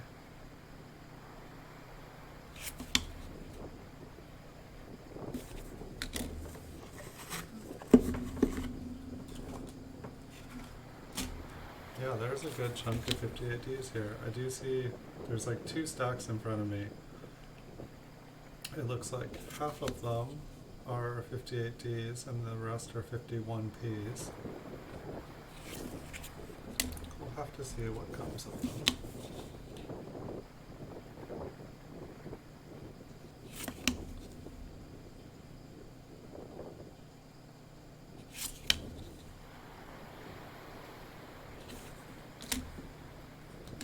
How's everybody doing? Is everybody having a good night? Everyone having a good weekend?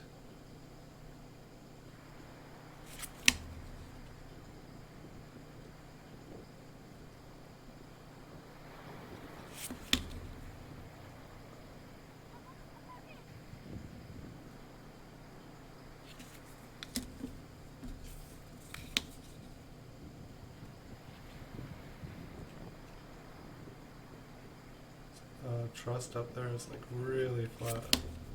My last 58D was not super pretty looking.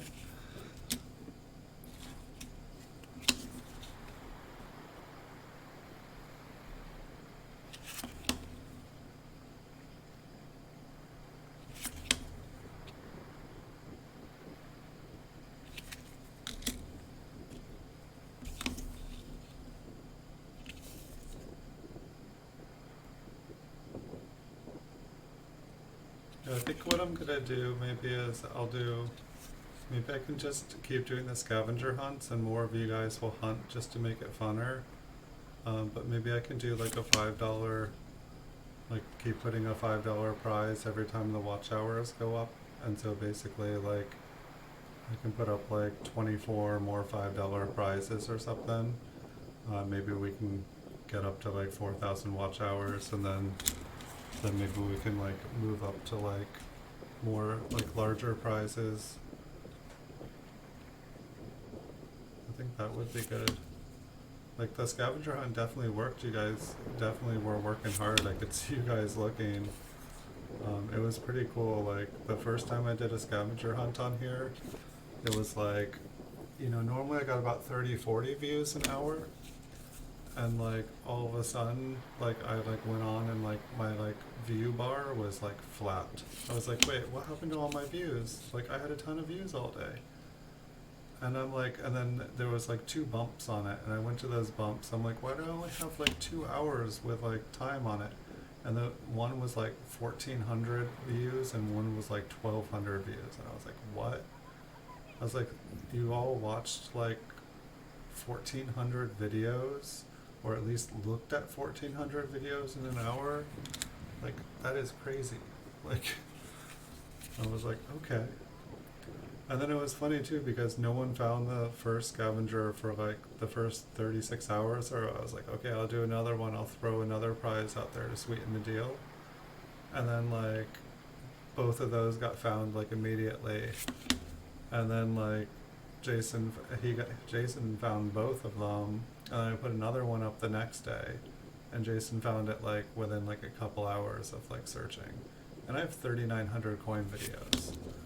And so it's like, I feel like, like I've tried to watch all my videos. It takes a long time, and it's like, I feel like if he was able to find like the scavenger hunt thing in one of the videos, like he definitely had like a system, and it wasn't just watching everything brute force. And so that's why I need another way, like I need another way to make the scavenger hunt work. And one thought that I had is just going back and re-watching videos and like kind of like, basically like say like, like one night something happens, and basically be like, what video does this happen in? And like, what happened, like what video and what time in the video. Just so that like, people, if they can find that, then some people have really, really good memories too, like the people, and if they happen to be somebody that like watches the show all the time, they'd be like, oh yeah, that was episode 42. Duh. Like, some people are crazy like that. Crazy cool.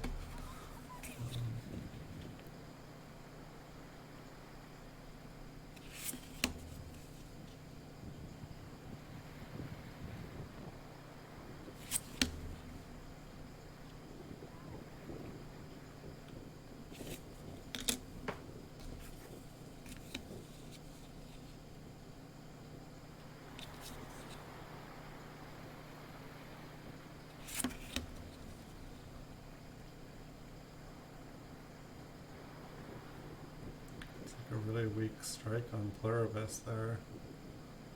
The rest of the coin looks pretty good.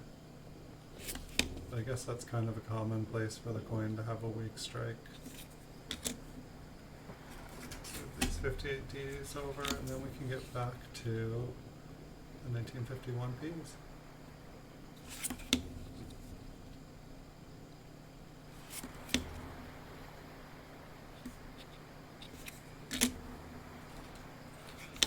I'm hoping those were all 58 Ps, because some of them looked really nice.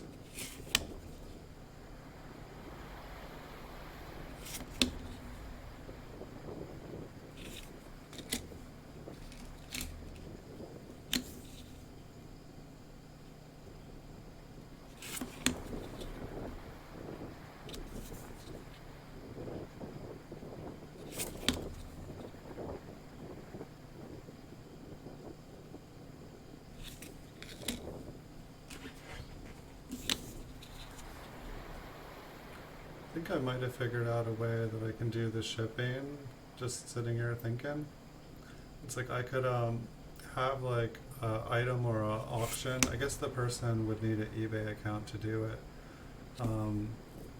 But I could have like a coin or like a token or something on my eBay store that was set up, and basically someone could, whoever won the auction or whoever won the contest could basically like put a 1 cent offer on it, and then I could accept the 1 cent offer, and then I'd be able to ship it to them with a special discounted eBay shipping price. and it would like save a lot of money. Like I get like instead of $4, sometimes I can get it like be able to ship something to someone for like $2.80 or something. It's like a lot cheaper.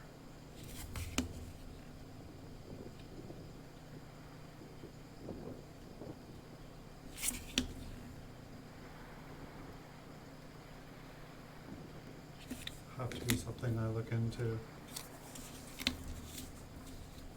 I don't know how many people that are on YouTube here, how many have an eBay account.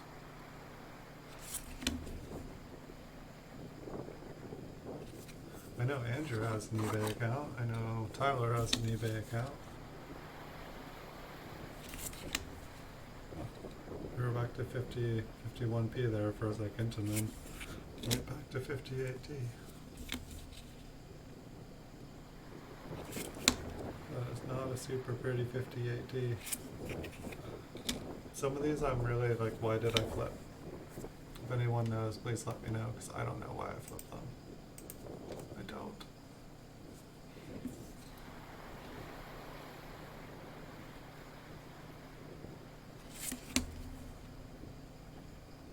I hope everybody's having a good night tonight.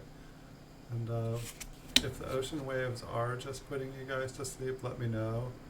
I can put something else back there. Maybe in the winter time I can make like a nice, I can make a video of like a nice fireplace going, and I can just be like, yeah, no, that sounds fun. I want to just be like sitting here in a fire.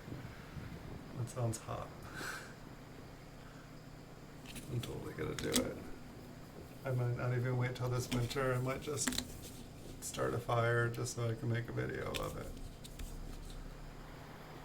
I'm excited now. I do have some videos of, I did like a lot of burning this year. This was definitely like a burning year. I felt like it was like Burning Man in my backyard. It's a lot of fun. I don't know, I did a lot of work on my land last summer. Like a lot of work around the property, and it felt really good. Moved a lot of broken glass and a lot of jagged metal, and just a lot of fun surprises for, you know, anyone to encounter when they're walking around in the woods. And I feel a lot better about it not being there. And cleared everything down pretty good. Hopefully pretty soon here I'm going to be able to take my metal detector out, because, you know, like the piers and stuff where all the ships used to come and drop off supplies to the people in the gold rush, it's not far from here.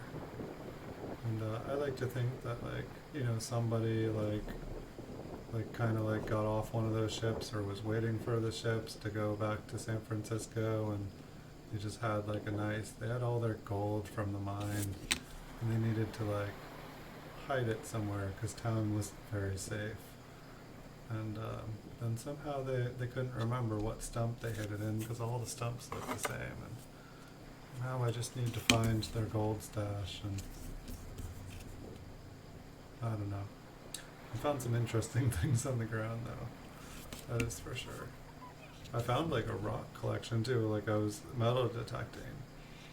And then it was like, wow, these are all really nice rocks in the ground. They're all polished, like a bunch of agates and tiger's eye, and just like a bunch of what do they call it when you like flatten one side of like a stone to like for like a necklace. But they're really pretty. Found this really cool black agate that's like fills my hand up, just huge. And a lot of them looked like they were from the area, because there's like a lot of really cool rocks at the beaches here. And so I think like they must have gone and collected them, and then some of them looked like they had some stonework on them done. This one's like almost a gradable coin. I don't know, it might be. It's like a 1951 MS63. Is that pushing it, guys? I don't know what this stuff is here. I think maybe a 62. Maybe a pretty 62. Unfortunately, a 62 is not worth that much. Lincoln looks cleaned. It almost looks like it still has some luster on it, but sometimes that cleaning there, it looks like it's from whatever product was used. It just, it's like there's so many different products that when I was in school working with bronze, it's like you can make copper or bronze look different colors just by like exposing it to different elements. It's just a highly reactive element. Not as bad as steel though. It definitely seems to be less reactive than steel. I mean, just look at what happens to all the steel scents out there. They don't make stainless steel for no reason. I don't know if anybody like collects like old cans or old bottles or just, I don't know, like one of the places I have been cleaning up on the property, it's like this massive giant redwood stump, and like I pulled all the ivy off of it. Like I spent like months clearing ivy on the property because it was just going to kill all the redwoods. It was going all the way up. But I found this one giant stump, and it's just like somebody, like it's like hollow from the top, and there's like a hole in the bottom. And someone had just like thrown like bottles and cans for like, it looks like all the stuff is from like the 40s, maybe 50s or something. I don't know. Like this stuff looks old. It looks like everything's like where you have to like punch it in, like a beer's got like a little punch thing. Like everything has punches. Like nothing is like a can opener. Like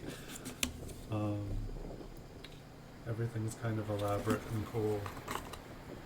Like they don't make products the same way. Like I feel like like from looking at all this stuff, like individual companies.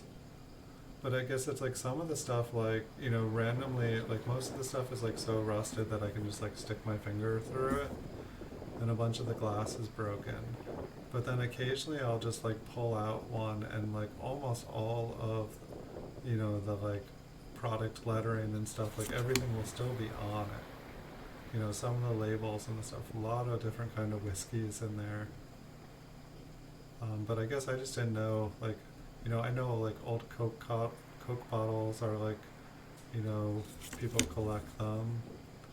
I just don't know how good of condition things have to be, but it's like some of it I feel guilty, but it's like the stuff that like is so fragile that like I can just go like that and it like collapses in on itself.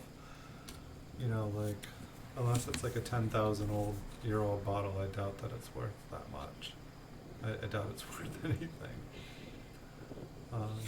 But I guess some of it's like, I've been kind of like saving some of it just in case, but I've just been like filling like a trash bag and then like pounding it down and filling it up with more and then like pounding it flat. It's like I want to recycle the stuff because it's like, aluminum and like tin or whatnot, but it's just too rusted. I think I found most of a car. I've got 4 wheels, I've got a bumper. I found a set of 4 hubcaps that look brand new. Like they're all dirty, but they look like they had wiped clean, but they look really old. They've got like crowns on them. I don't know, like a line with like 4 marks that kind of make it look like a crown. I've never seen it before. I don't know what kind of car it is. But if anyone knows what that is and they need them, they're just, they're in a pile. But I guess they're aluminum, and it's probably like 10-15 pounds of aluminum. I don't think aluminum's that cheap, but it looks, when it's that nice, it's probably high grade. Found like just like hundreds of pounds of copper wire. It looks like the telephone company just like replaced a pole, chopped up the pole, let the pole just get buried in the woods, and then just like left all the line everywhere. Like it seems like the power company just like when they're done with it, they just throw everything in the woods. It's pretty awesome. That last one, is that the one? No, the last one looked pretty decent. I think I'm gonna keep that one. we are back into 1951s here. They're a little bit quicker. It's like half of them are kind of like circulated, but some of them were really, really nice. We'll just have to keep hoping we find nice ones.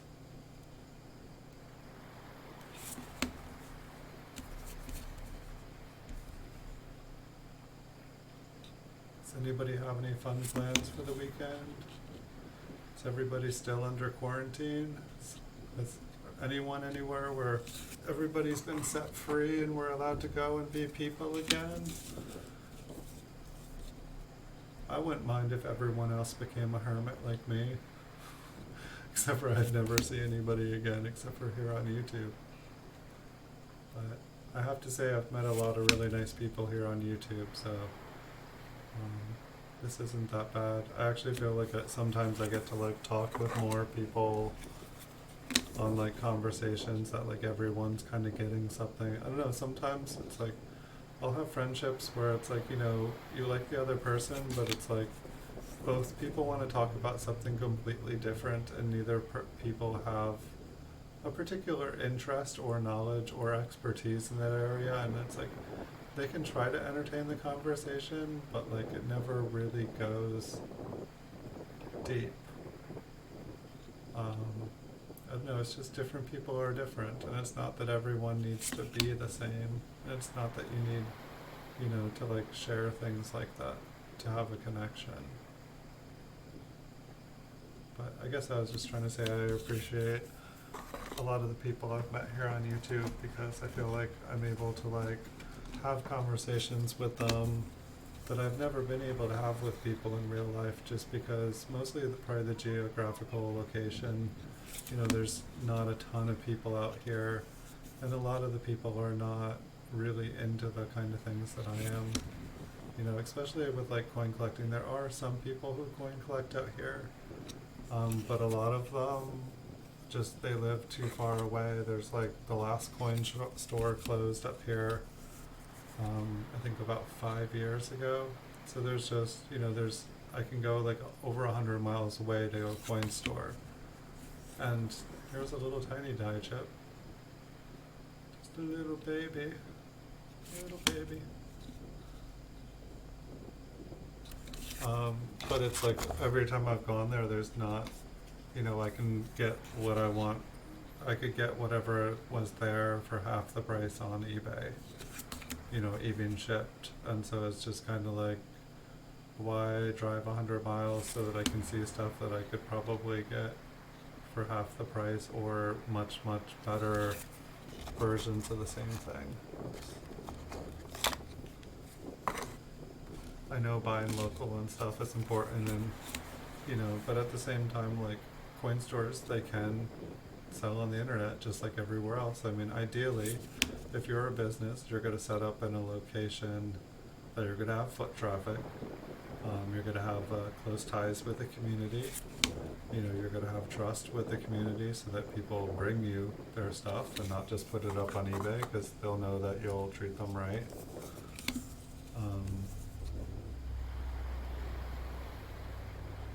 But yeah, I mean, when you open up a coin store, you got a business plan. You know something about coins. You know how to sell coins. And, you know, this life we live in is constantly evolving and changing. And, you know, I mean, we've seen so many different businesses here in just a few months. Like, my respect to all these people who have adapted and changed their lives so drastically. And I know life changes. I mean, like, over my lifetime, life has changed many, many, many times. But I've never seen everything change so fast. I mean, like, the most comparable thing, honestly, is like 9/11. You know, like, things changed in the world. Things changed here in the United States. But even that didn't seem quite as fast. Like, this was, like, fast. And everyone really needed, like, everyone needed to pitch in. Everyone needed to do their share. And it's kind of sad in a way that like a lot of people are, I feel like we're being told, oh yeah, you can go back to being normal now. And I don't think we're there yet, unfortunately. I'm not going back to normal yet. I recommend you all stay safe because I don't think we've seen half of it yet. Um, I think that I think I heard a quote from Brazil today. It was like the people were chanting something like wealth before health. Or they were chanting the opposite, health before wealth, but the government was, essentially, no, wealth before health. You don't know how government works. Like, trust us. We know who's paying us. It's not the people through taxes. Those are racketeering fees. That's not payment. Those are bonuses we get for squeezing the sponge and dripping the sweat. Yes, that's so. So I don't know. I wish it was health before wealth. And I guess a lot of people could agree in this country that they appreciate the privileges that this country has. I mean, I don't know, it's interesting because, in some ways we tout what a beautiful country this is and how free we are, and it's interesting. A lot of places are like, a lot of countries, their healthcare systems are better. Their governments function better. I don't know. I guess everything is up for debate. Everything is debatable. I think our healthcare system, the costs is absurd. I think it should, if by the time we're talking about health before wealth, I think that could be a nice motto for our healthcare system. And I mean, maybe that should just be a nice way to live life in general. Maybe that should be a rule of life. When making decisions of how to, make changes in the world. I mean, it's not just our health, it's, the world's health. Because the world's health affects our health. If anyone didn't notice that, they're not paying attention. You like destroy a bunch of stuff and pollute it, and then you try to live there and raise your children there and eat from the land and drink from the water and breathe the air. That's one thing I've been hearing too, is that I don't know, at least in China I was hearing that the coronavirus, places with really bad air pollution where it's already hard to breathe and people are more susceptible to like pollution caused like diseases and like, respiratory illness, that it's hitting those places a lot harder. On the bright side, I hear that carbon emissions and greenhouse gases, that they have slowed down like the record, like, that it's just, and that was one thought that I had when all this happened, because I was seeing these NASA satellite imageries of like, China, and like, it was like the greenhouse gases and like before and after, and it was just like, whoa, that looks so much nicer. That looks like, wow, like, could this all just be a trick to like, get us to like emission standards that we were supposed to get to by this year? Is this just the Paris Accord agreements like all happening? But it's like there was no way we were going to get people to agree to do and stop all these things. Like, wait, a virus made everyone stop polluting the earth? This is awesome. But I guess I'm reading other studies now saying that they're, to re-jump the economy, and because the government of power here has basically slashed all the EPA, because basically it's like no one said it's martial law. I can't remember what the act is. There was some act that our president, oh, this one's pretty. But there was an act that was signed into law. I want to say it was like the Stafford Act, but basically it gave all the resources of the government, like, you know, our president can just use whatever money they want to do anything to like make things better. But I think that like all the environmental protection, like the EPA was just like, it's like, it's void right now until this is all over. This is a pretty coin.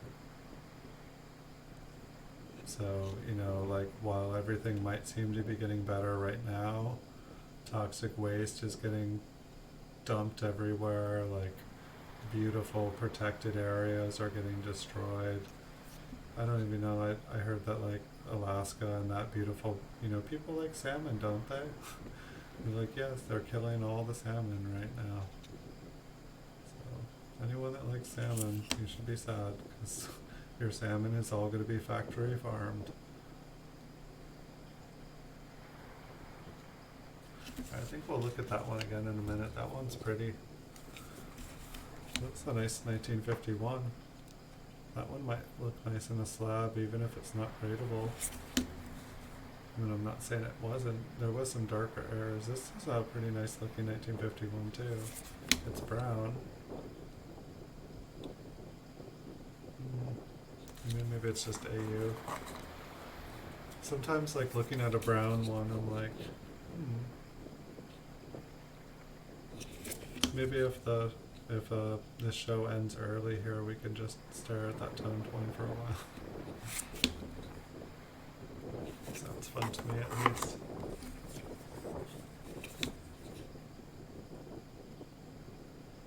One is pretty nicked up.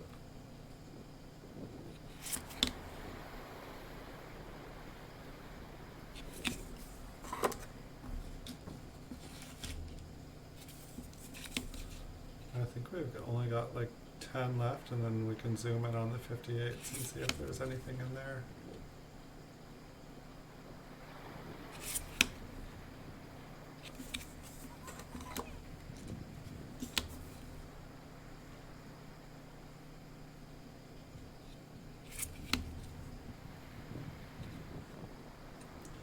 I mean, I'm definitely not complaining about a box with a bunch of like almost uncirculated 1951s. It's definitely a better date. Can't remember, I think there's like a really nice 1951 or 53, I can't remember which one it is, ending at like 5 in the morning. Yeah, I'm all fuzzy. Somebody tell me when I'm fuzzy. It makes me sleepy, it makes me feel like I'm dreaming. What's going on? Where's my magic scissors? Come on, sharpen this image.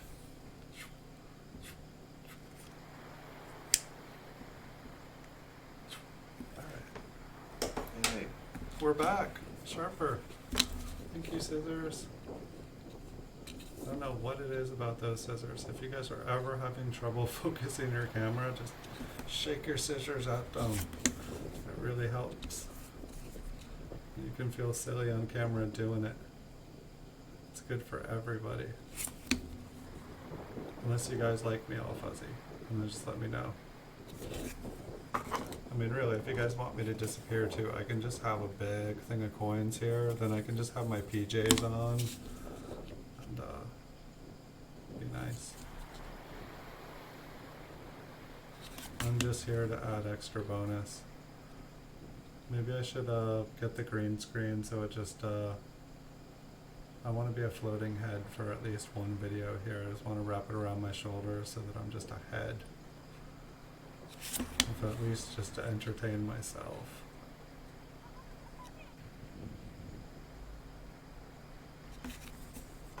I like entertaining myself sometimes. In these days of self-quarantine, or whatever we call it, social isolation, being able to entertain yourself is a good thing. It's one thing I've never had problem doing. There's always so many things to do, like a million things to do. Like, that's one of my problems in life, is like, I always want to do stuff, and it's just like there's never enough time.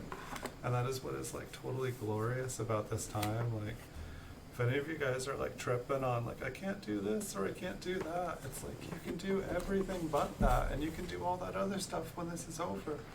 But right now you can like catch up on your life, you can clean your life, or you can clean up your life. I'm gonna need some water. So it's almost gone. Alright, so I'm gonna do this right this time. I'm gonna turn on the light, because when I go in, it gets all dark. And then I turn it on and it's like, it's just not very nice of me. Okay. Let's see if we can find anything cool on a 58D. Come on, big money. I think it just got squished and scratched. That is not big money. Not big money. Alright, big money.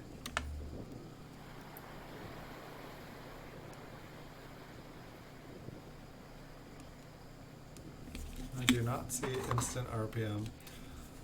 No, so I don't know all the RPMs out there. And I know that there are ones that aren't very recognizable. You know, you really have to know what you're looking for. But if I was to collect RPMs, I'd want to be able to say like, hey friend, check out this cool coin I found. And I'd want them to be like, oh my gosh, that's double. Or like, oh my gosh, like there's like a part of a D or a part of an S there. What's going on? You know, I'd want them to be able to see it not knowing anything about coins.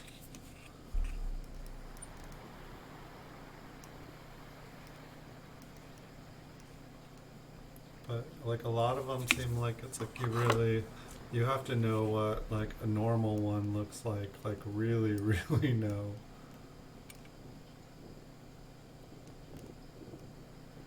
Like some of them are really abstract.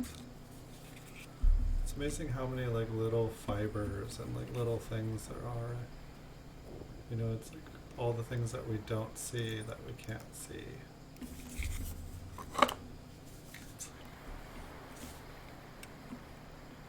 Can't even focus on it. Oh my god!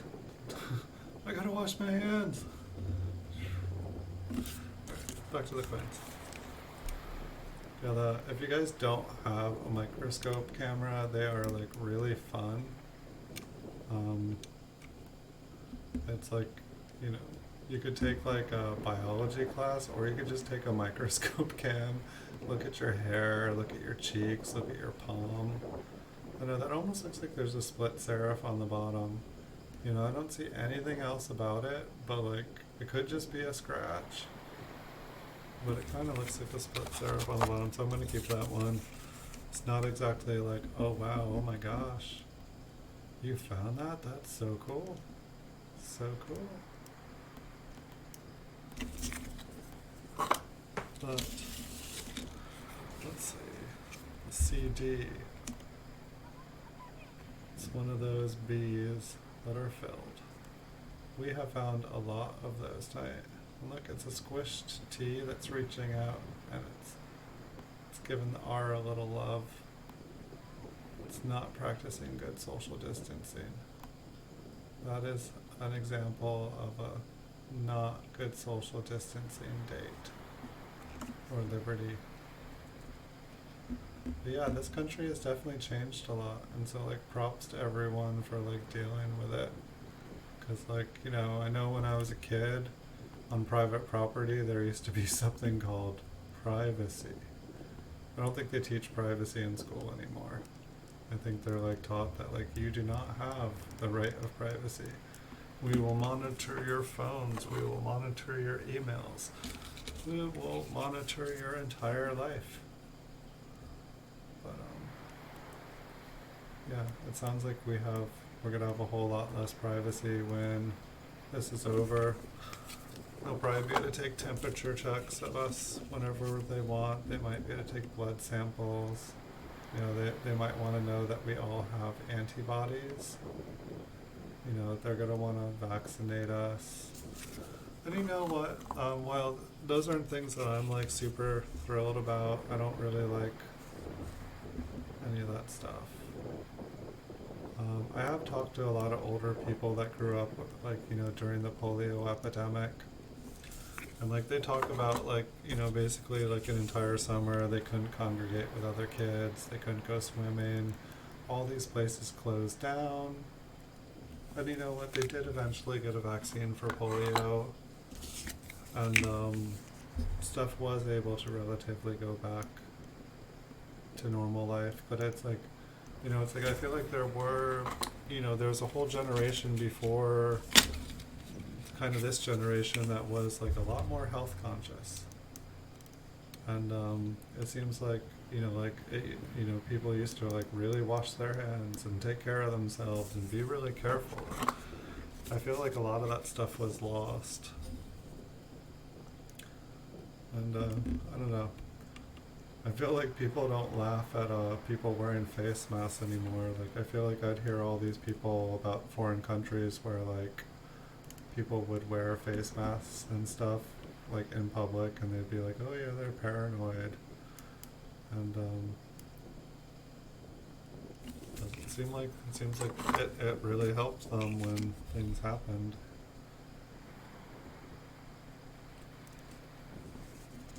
There's a little piece of dust. Yeah, that one kind of looks like there's a split serif on the top. There's conveniently a little piece of dust,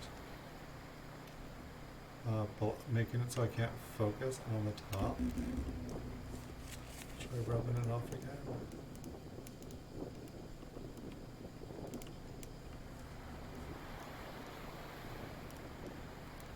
No, I think I see a split serif on the top. It's just like a little notch in it. Like that's all it is. It's like a little notch in the corner when it should be smooth.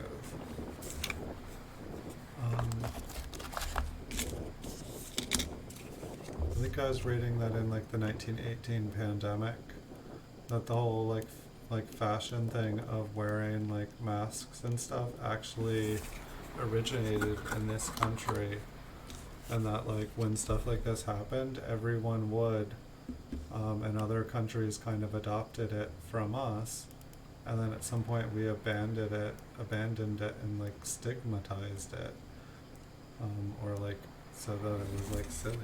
It doesn't seem like it was that silly now.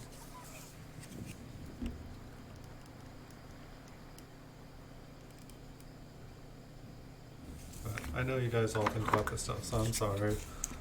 I will be quiet about it. On the other hand, I don't really get to talk or have adult conversations about it with anybody, so I guess that's why it was on my mind.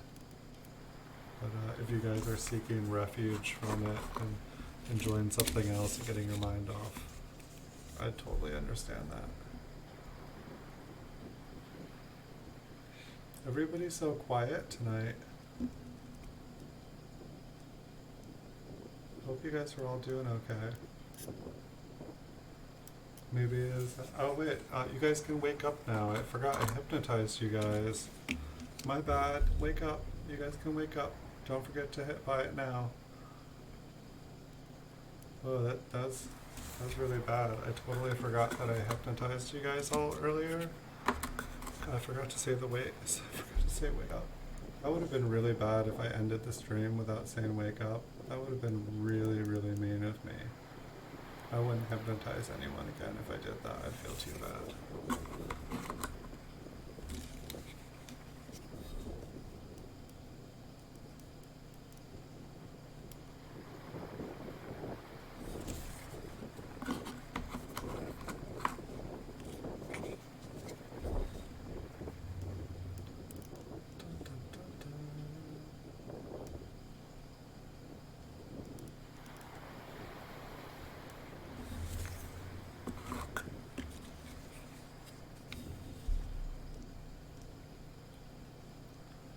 We've only got like 6 or 7 more coins, so I'll give fair warning.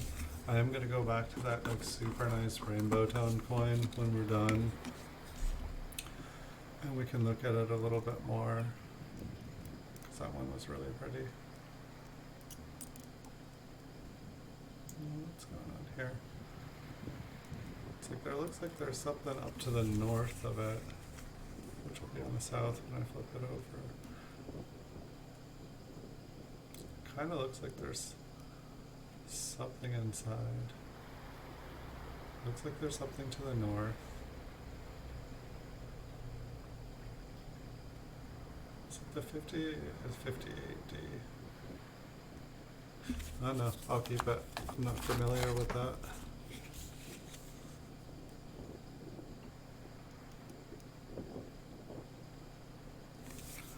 I feel like the last box had a couple really cool ones in it.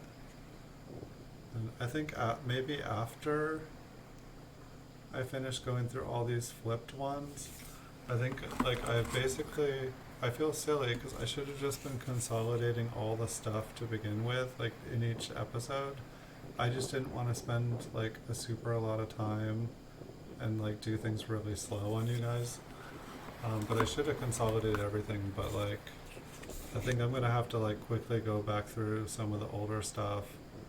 And then it's like I want to be able to do videos of just like the best of all of this stuff. So I think it would be fun, like to just see everything. Alright, so I can't remember if we got to see this one up close here. So it's a 51p. And I don't think there was anything.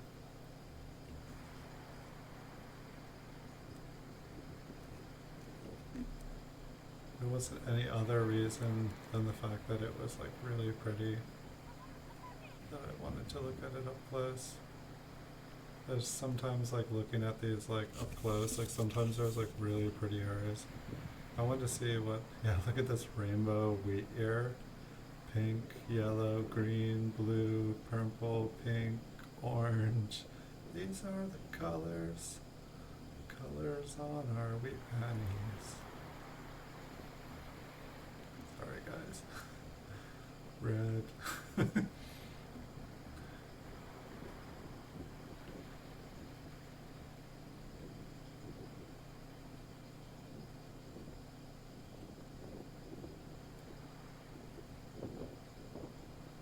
That's really cool. I like that. I'd like to see, or I think a bunch of those little white things are actually the plastic, the flip. And it's funny too because maybe it's sparkly, but I feel like on a lot of the flips, all those little white things have turned like sparkly colors. Okay, let's go back out. Turn the lights off. Turn the lights down low here. Whoa. Anyway, I want to turn it on for 1 second because it looked like I gotta have it focused. Oh, that's just kind of blinding though. It seemed like the colors really popped.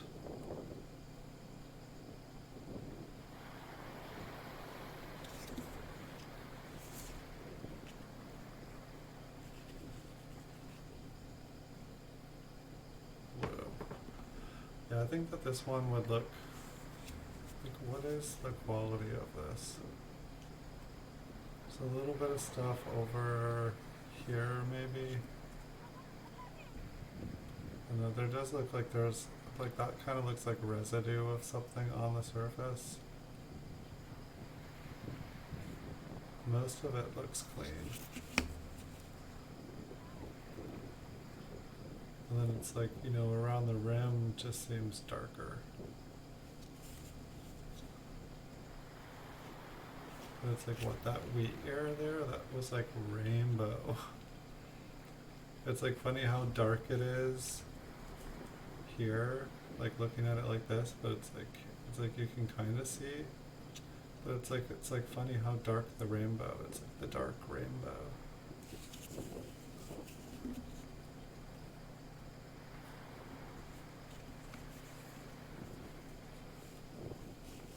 It looks like thanks to it being a half a box of 1951, we actually got to like cruise through this box tonight. And I think last Saturday it was going to end a little bit early, and I was like, oh, I'll totally bust open another box. And then I think I was like streaming till 1 o'clock, and then the next day was super hard. So I think I will maybe, when I'm done here, I will end here earlier tonight, and then I can do a bonus stream. I might be able to do 2 streams for you guys tomorrow.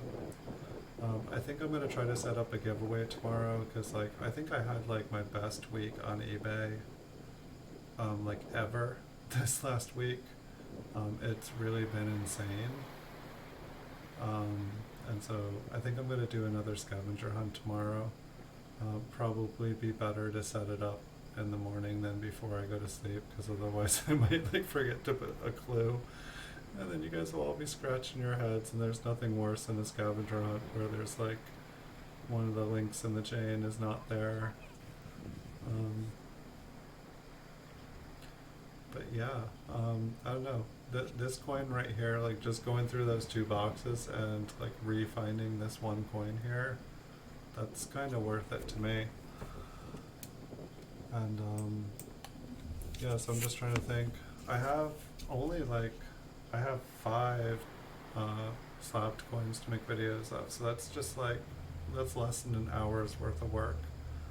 So I maybe can do like a long stream tomorrow. I did notice that basically between like 11 and like 1:30, the sun was just unbearable. So if it's like a huge bright day, the lights in here just get intense. Like I was getting sunburned making videos earlier today. So I'm thinking if I do like a long stream, unless I like get up early and like have coffee with you guys, coffee and coins. That kind of sounds fun. I haven't really done that. Maybe we can do that. But I'll have to get to sleep tonight first. I'll have to see what the auctions are like on eBay, because there are quite a few. Today was a relatively calm day on eBay, but I was able to actually pick up a lot of really nice stuff. Nothing this beautiful. Like, and it's like normally, like this thing looks like it's solid when I look down on it. My camera doesn't really record, it doesn't like tone stuff doesn't show up on it very well, so it really takes something with strong toning on it to like just bling out. But I really appreciate all your guys' support. It's a lot of fun when you guys are here. I hope my chat didn't break, because you guys have all been super quiet for like an hour. And but I'm gonna get off here in a minute. I just wanted to say thank you and wish you guys all a good night. I hope you guys are having a good weekend. Happy Memorial Day to everyone. Happy Memorial Day weekend to everyone. And look forward to doing some bonus streams tomorrow. And I look forward to getting to see some of your guys' channels too. I think Tyler, there's a couple more videos. You've been busy, you've been working hard. I'm gonna come out and check out some. I sent my clone over to check out your channel earlier today, but I'm gonna come over there and check it out. So thanks everyone for watching. If you guys have a channel and you guys create coin content, I'd love to see your content. Anyone, just leave your channel name. If you don't catch me live in the show, just leave it in the comment section. I love checking out other people's channels. Like, I really do. I love seeing what other people do, and I love learning from other people. I'm thirsty and I'm hungry to learn more. So if you know something about coins, if you make videos, let me know. I want to see them. So thanks everyone for watching. If you guys enjoy the show, feel free to like and subscribe and share me out. And I wish you guys an awesome night. I'm going to get some sleep, but I will see you all in the future. Thank you so much for watching. Good night.